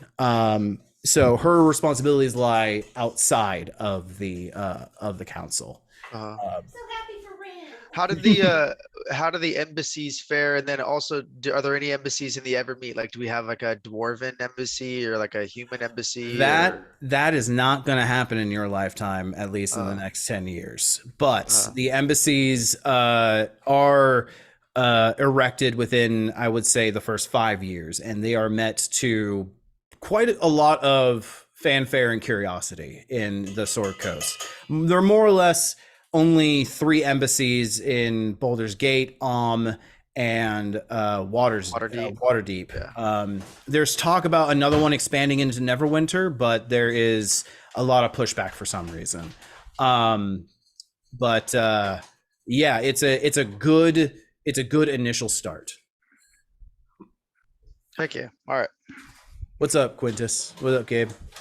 Since I don't have very much like invested in the epilogue, considering I am the dead, how is the babby? Healthy? Oh yeah. Not a tiefling. Really? Yep. Does it have snake eyes? No. Mother got relocated to Waters Deep, and Aurelia bought a nice, modest townhouse in the Northern District, and mom lives with Aurelia, takes care of the baby while Aurelia does the work of a single mother. Oh, Look at me just being a deadbeat in the afterlife. Oh, and Dom is very much Godfather, which he definitely babysits and helps quite regularly. Yes, when he's not running his There shop. have been strong condemnations and scolding from Aurelia to Dom about how the baby is not allowed that close to the hearth or is too young to wield a hammer yet. Too young to wield a hammer. You hear this lady? Until she's at least 10. Would I not hear from Lorelai for 10 years? Yeah, for 10 years. Gone. Well, not for 10 years, because she's at the end of the campaign, she's still like 12. Around? Yeah. So she went missing at around 20. So Okay, so again, 8 years. She was 19 in the. yeah, she was 19, almost 20. Okay. So 8 years in, she just goes missing. Uh-huh. So something I wanted to do is when I take that level, basically I get a bunch of cantrips, and one of them was going to be encode thoughts, so that while I could like give lessons. I could like have a lesson or whatever that I would Oh, take, just because it'd be something that I remember from Quintus. It's the ability to like take these lessons and share a moment with somebody.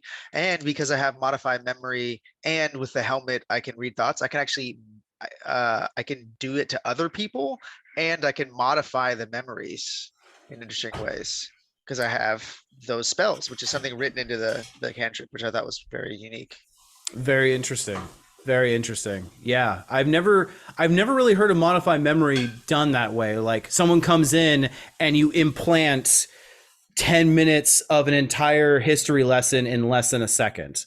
Like I don't know about that. That'd be crazy. But that I mean, sounds it like an seems awesome interesting. use of modify memory I've never heard of. That's Yeah, I dope. can read it off, but it is it's like if you have access to those spells, you can modify the memory strands that you're pulling out. So yeah, however you want to take that. I just thought it'd be an interesting way for me, like when I can't spend time with her, to like be able to be like to read those notes in person or to share an experience that I think is like, I'm like, oh, I want to share this with her. I'll like take this snapshot of like, some crazy view or some show or something so I can feel closer to her, Absolutely. That's Yeah. adorable. Why are you so adorable?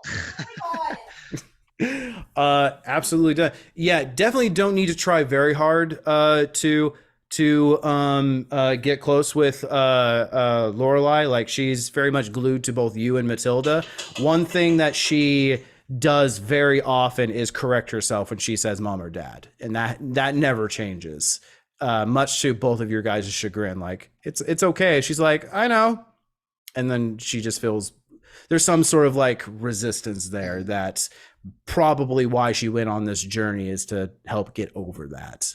But When she comes back and she calls you mom and dad. Question. yes. If No, I'm good. Yeah, go ahead. so you probably can't answer this because time is irrelevant in the void. Mhm. But from what I heard, what you were saying, that makes me think that however long I'm in there, I still haven't been absorbed, like That's my correct. essence. That's correct. There is because of that ritual, and you would not know this because you're basically this husk of what you once were, just being sapped away. But you unconsciously, it's one of those things where I don't know which is worse.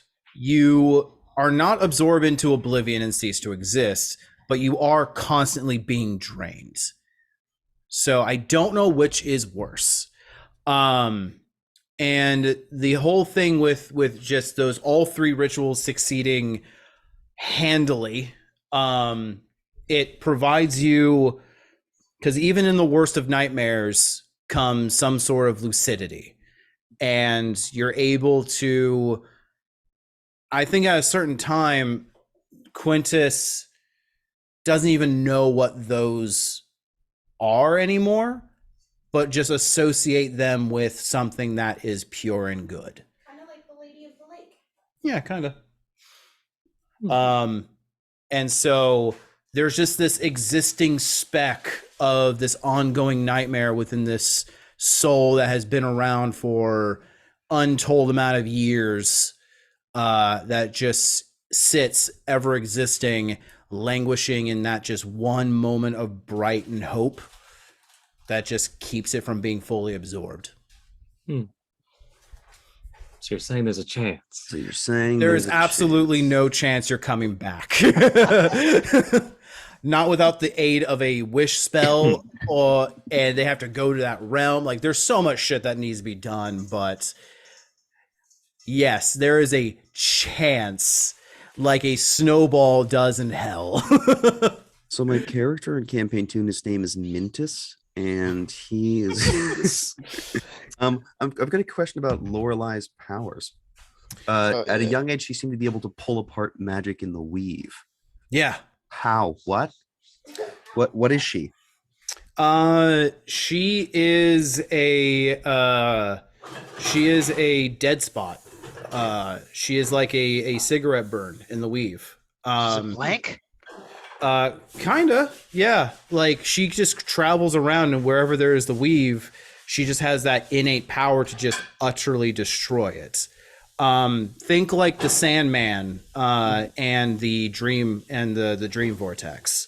She's kind of like that, in the idea of wherever she goes, she just has the power to just utterly destroy fabric of the weave around her. So she's a danger.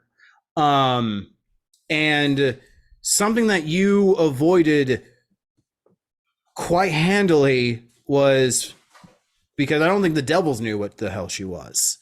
And in fact, I know that Titavilus didn't know what she was. If he did, definitely wouldn't forsake that soul, because having that soul and being able to manipulate and grow it to their expectations, I mean, that type of power in a devil's hand would be quite substantial.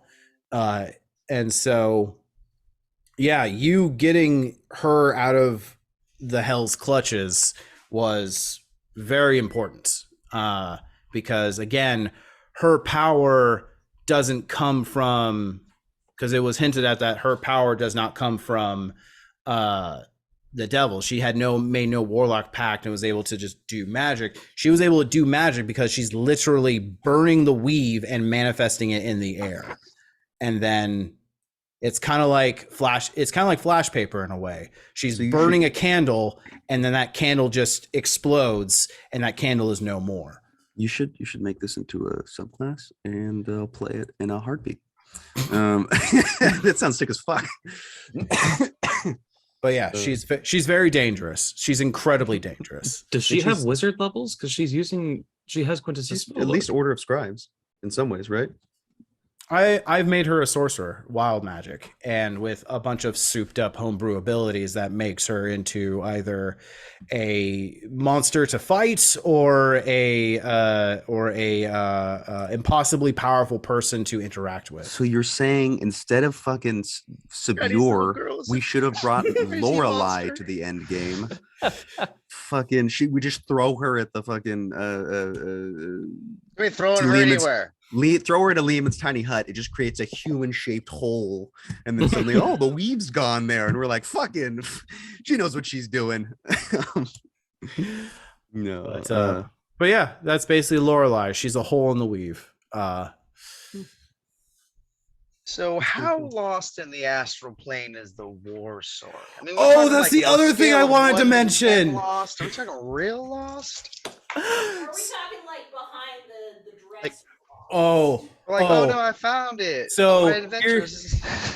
here's something that I also wanted to reveal that you reminded me about. The Warblade was found. Oh no. Guess who had it? Guess who has it? Kurik. Hmm? Kurik. No, Oh, Ooh. it was Bree. Bree had it. What happened to Bree? Her backstory, I worked with Mitch. She got thrown into the astral plane due to her archaeological delving, and got swallowed by an astral dreadnought, where she met a goblinoid like creature. He basically ripped off Lord of the Rings. He's ripped off The Hobbit. Like, that was the big thing that he wanted to do, is just like, I'm going to rip off The Hobbit. I'm just going to do like replace names only barely. I'm like, you got it. Like, his instructor is just a couple words off.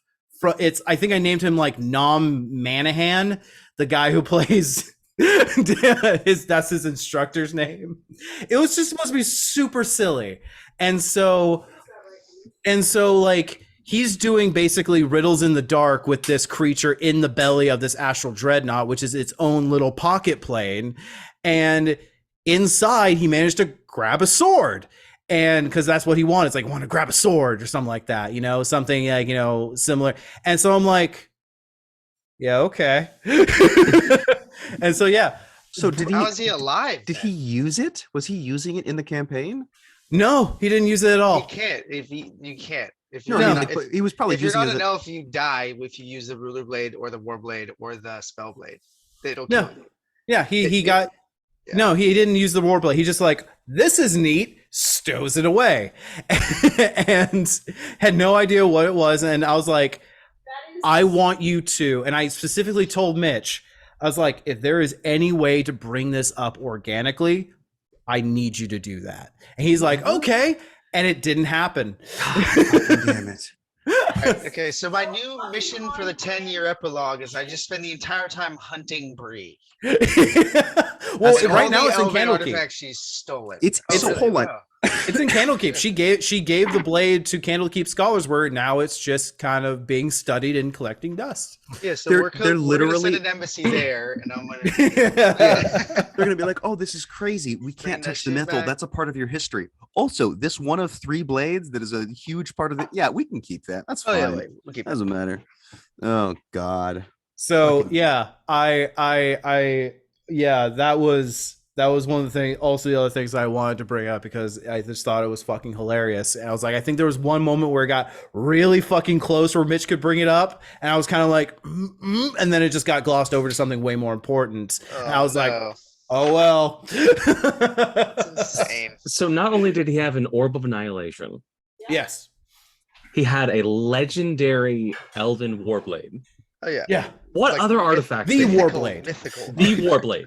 Yeah, What, there is what only other one. artifacts did he have? all of them. I mean, if you count the mythal, he had that at one point. This Yeah. one. Not for long. Yeah. Oh my fucking I just thought God. that was really funny. I'm half expecting him to have one of the Cormyrean swords of state or something like that. I feel like I But feel like the Warblade is at that level, if not a little higher. That's the thing. That shit is like a problem. yeah, and what I wanted to happen was like if Bree were willing to relinquish the sword, like yeah, Findemir could use that sword, but he would relinquish his warlock levels in or his warlock abilities by using it, because the Moonblade that he had was so tied to him, and it was going to be like that narrative moment of do I use what I want, or do I use what I've learned? And that just didn't happen. It's a simple I think I'd solution. be scared to use the war sword. It's a simple solution. Calliope uses it. There you go. Yeah, there you go. Also, she should be scared. to No, use I it. can't. Or actually, I could. Yeah, I could. As a half elf, you can. The risk is if you do not embody what it is to be an elf, the sword turns on you and murders you. I embody Coralon. Well, war sword it is, you know. What type of fate do I embody? yeah, I The know that original. you embody Elven, but like, nah. but yeah, that was a fun little thing that just kind of got glossed over. I was just kind of like, oh well. but yeah. Oh, what about Flint? Flint spends the rest of his days in quiet solitude and never regrets his decision for entering in the into the glade. In fact, he becomes so content that he actually is able to leave and re-enter the pool of Eldath from time to time when the moon is at its highest apex. And at that point, all of the scholars, all of the priests, including Safari, sit around and listen to one of many, many grandiose tales that Flint will share, whether they may be real or not. So there's a donkey, a llama, and a dragon, right? And I'm I like to think that he helps me sniff out liars sometimes. 100%. If I could sniff out the Jura Celestial, I can sniff out a liar. For sure, absolutely. Yeah, no, there are a lot of bodies that pile up behind the abbey. Way So, too many bodies. Has Flint set up a still to like make holy alcohol in the the glade, or like what? I am an alchemist, so Uh, Do I get to talk to Taryn about Cora? yes. So, because I didn't want to spend too much time on any one person in the epilogue, this did get glossed over. But yes, it is revealed that Taryn grew up with Korik. They are refugees from fallen Netherese Empire that immigrate down southward, which will then become the Zentarim later on. But the people who become the Zentarim come and try to invade them and take over what they had built. And those are the Zentarim. Growing up, there was Korik, who was a born noble. There was his best friend Taryn, which was a stable boy attendant that Korik demanded that Taryn like hang around with him at all times because he needed it. You will be my best friend. So Taryn and him just became brothers in all but blood. And then there was Anastasia, which was another noble-born who they fell in love and got married. She became his greatest general. He became a peerless warrior, and Taryn became a much powerful Eldritch Knight. Zentarim the predecessors of the Zentarim come in and are just wiping the fucking floor with them all, and so now they're desperate for a solution. Korik sees the solution: vampirism. Taryn goes, "I will follow you into hell because you're my brother, and we will do whatever it takes." And the hubris and folly lead afterwards. It ends up that Korik himself led the downfall of the Zentarim because he thought it'd be funny. He actually kills his own wife in single combat. And it's in that moment he breaks so thoroughly when he realizes what he's done, that he's no longer even a shadow of what Korik is. And Terran, the reason why he got nicknamed Malar was because he liked to turn into various massive beasts and roam the countryside and murder people. And so people thought that he was actually the god Malar.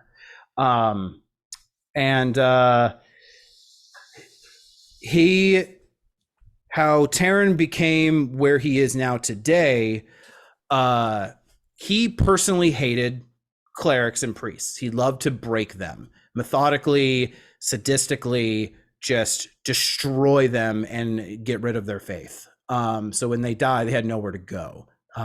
He found great joy in that. So he captured at one point a priest of Eldath, and she would not break. And it would take, he spent like 3 months trying to break her. And so at one point Terran comes in and goes, "So, do you forgive me now? Do you forgive me for what I've done to you and to everyone that you've loved?" Because he kept like dragging people that she knew and then just slaughtering them in front of her. Really sick and evil shit. And she goes, "I can't forgive you." And he's just like, "Yes, fuck yeah, I win." And she goes, "But my God does." And divine intervention forced his soul back into the vampire's body, meaning that the soul Terran had to come to terms with what the body did, and it fucking destroyed Terran's mind for like a solid 3 weeks. It was rough on him. And so basically he's a Dhampir. It was basically my like version of like an artificial Dhampir, basically Terran. And so it was that moment where he's just like, I don't know how I can live myself. I don't know what I can do to make this better, but I need to break ties with Korik. And Korik, that was also just another thing that was a final thing that really connected him with the shreds of humanity that have long been gone at this point, was like, dude, I'm about to commit. I thought you were going to roll with me in this massive ritual that was going to make us like all powerful demigods. Like, what the fuck? You're just going to abandon me now? And he's like, no, we weren't the people who we are anymore. We are such a far cry from it. Like, I need to find redemption somehow. And, yeah, Terran eventually found the glade. The vampiric thirst that came with, he still had all the weaknesses of a vampire.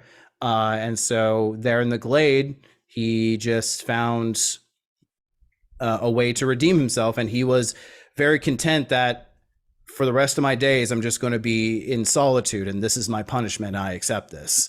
And then the rest of you fuckers came around, and the tieflings started flooding in, and all of a sudden he now has friends and people are looking to him for advice. And now he's like a head cleric, and he doesn't know if he deserves this.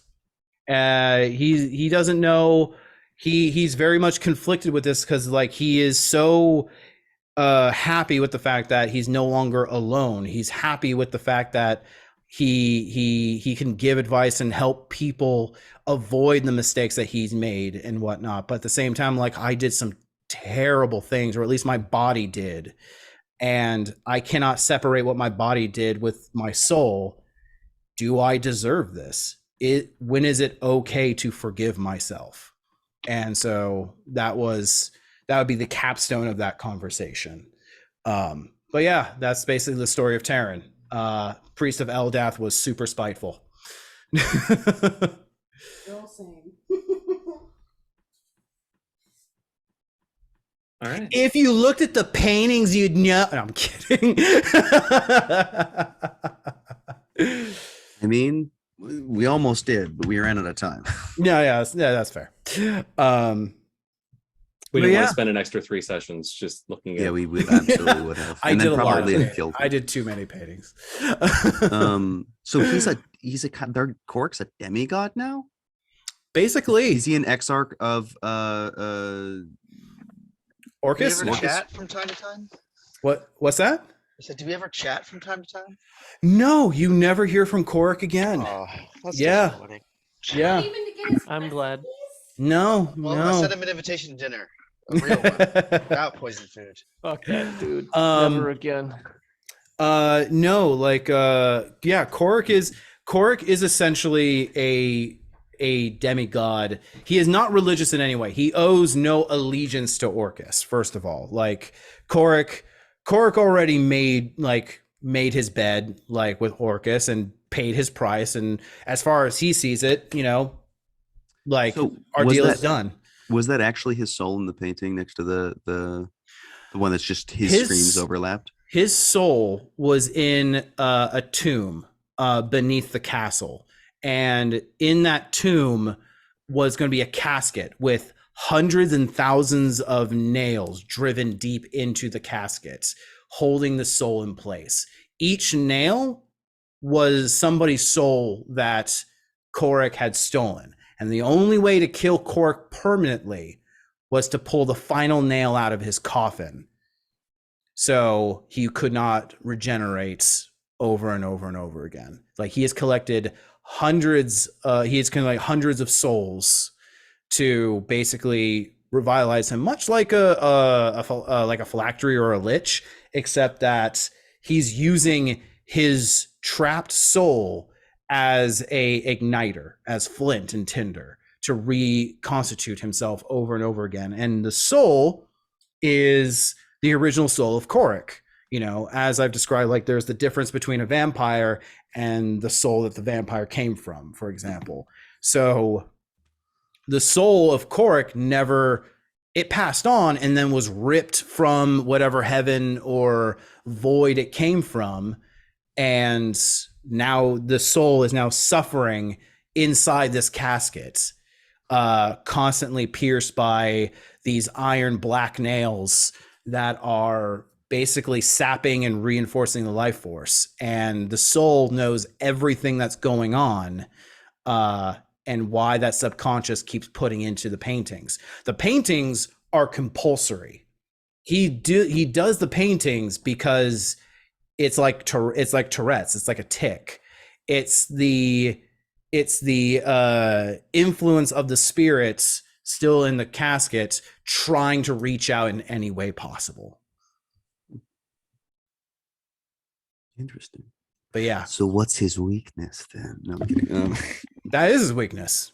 That is his only weakness is the casket and pulling out the coffin is nigh invulnerable, and the only way is to take a crowbar and start pulling out the nails, and then you have to kill Korik, who is still invulnerable to all of the weaknesses of a vampire, and he still has all his power. Like we're talking like massive levels of work and effort to kill this one dude. And at the end of the day, he's just bored. Like he's lived a long time and he's just bored. He actually likes dying in combat every now and then, just because it's like, ooh, that's new. That's a new sensation. Haven't felt this in 100,000 years. Wait, what? Right. But yeah, that's Korik. He's a crazy SOB. crazy SOB. Jesus Christ. So that spell that Sabir doing? You have no idea. Fuck. That's like campaign 2 shit. So Speaking Captain of- Beard. So Captain Beard. Captain Beard. He's He's absolutely Question, forever. dude. Wait, what? That's my next character, actually. Don't tell him. original OC, don't steal. Yeah, Captain Beard. I think I revealed this like to Gabe a long time ago, but the ship that he's on is a fallen spelljammer, and Captain Beard is a malfunctioning robot, warforged, who is like, I know how to sail, and that's all I know, and so I sailed the stars and the in the astral sea, and now I'm here, and now I sail the actual sea now. All right. Yes. So if we had gone into the next,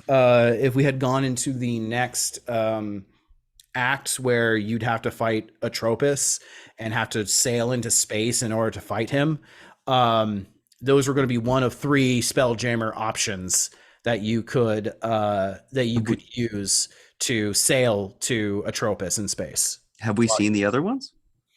Well, one is an Elven Spelljammer one that the Evermeet has. That was going to be the easiest to get, but also not particularly the strongest. So, survival chances, would be lessened because of it. But Elven Spelljammer is still an Elven Spelljammer. It's still very powerful. The other option was going to be repairing the Captain Beard's ship. And that was going to be basically this massive dreadnought because that was going to require the most effort to use. And then finally, it was going to be a Mind Flayer Nautilus back in the Underdark. They had something parked down there that you didn't get to see. You're forgetting about the GIF Yankee little tiny one that was in Rashomon. Yeah, they weren't gonna fucking help you. No, but we killed the GIF Yankee that were on. Oh yeah, and it was left behind. Yeah, Gith came back and destroyed it. The Gith Yankee are famous for not letting shit fall into other people's hands. I.e., why there were so many Gith Yankee sent after Crix people and, trying to hunt down that silver sword.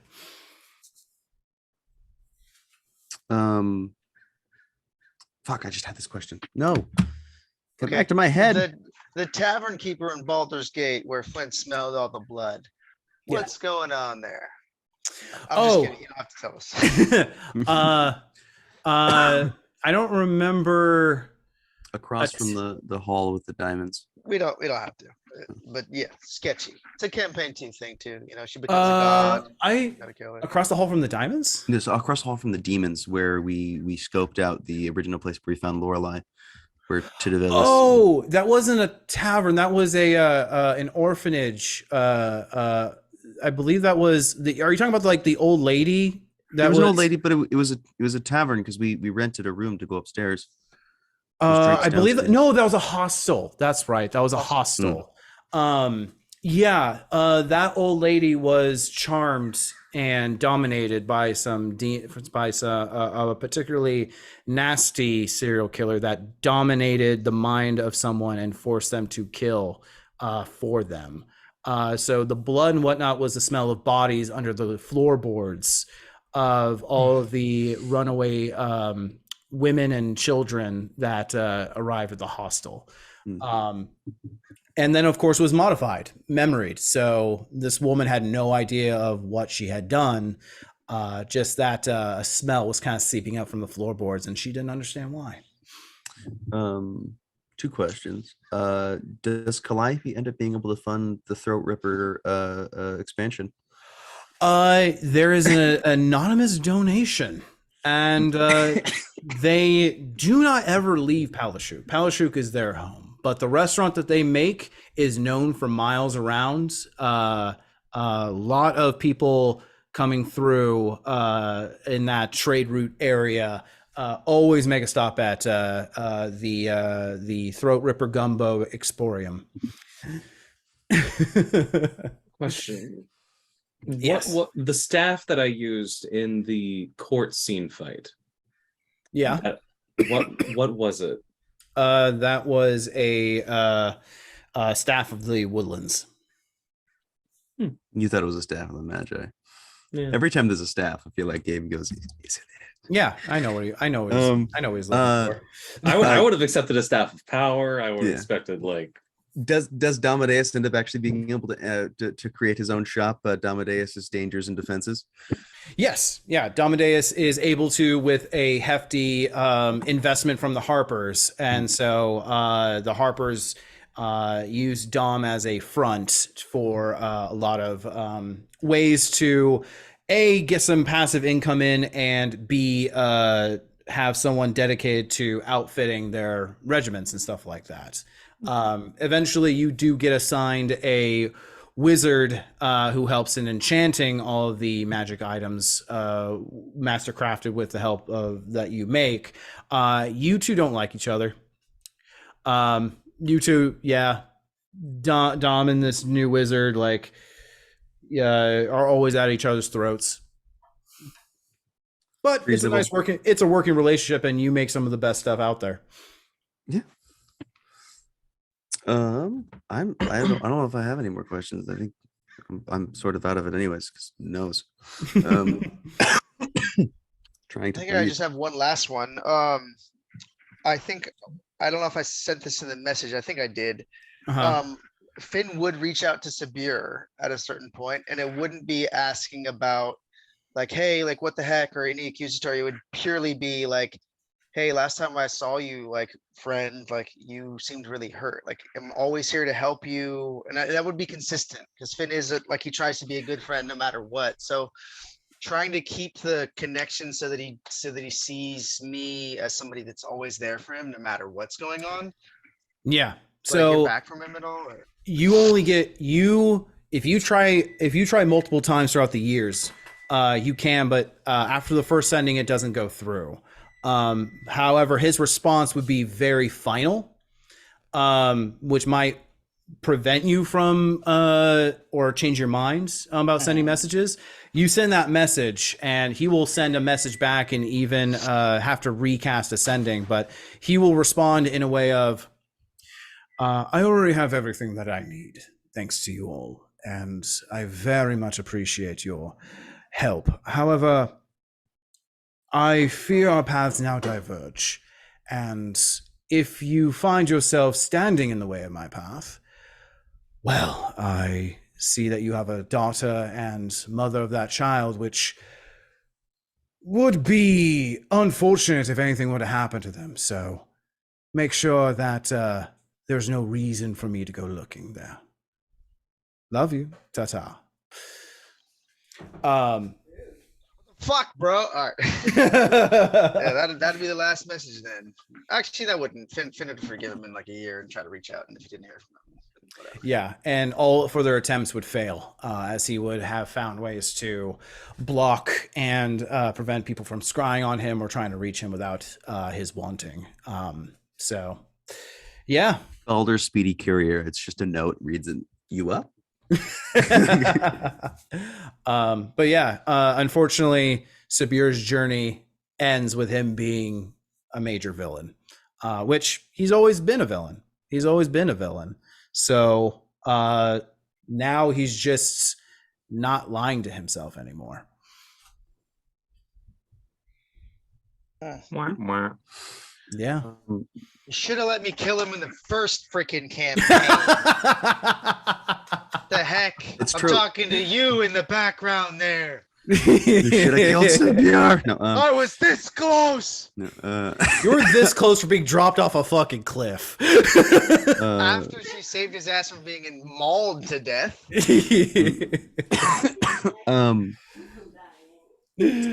For my interlude campaign, by the way, this Monday, this like 3 days from now, the 2 days, dear God, math,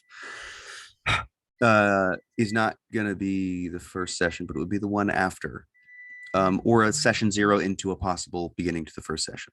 Okay. Because I do want to have a little session 0, and if we have very contrasting opinions about what we want to have go on, I'll change a bunch of shit, and we won't have a session that day, and that's okay. It's really what people want more than anything else, and if it still works and everything goes, then we'll go into maybe session 1 from there. If that works for everyone, for the following Monday, not this current Monday, because 1, COVID, and 2, if I don't have COVID, I'll have rehearsal. So, This would We'll be see how Monday that night, goes. right? yes, this would be Monday night. Not Monday, during the- Monday at 3 a.m. Monday at 3 a.m. Hope you guys are ready and available. What? I'll send you those updates I messaged you about. Yes.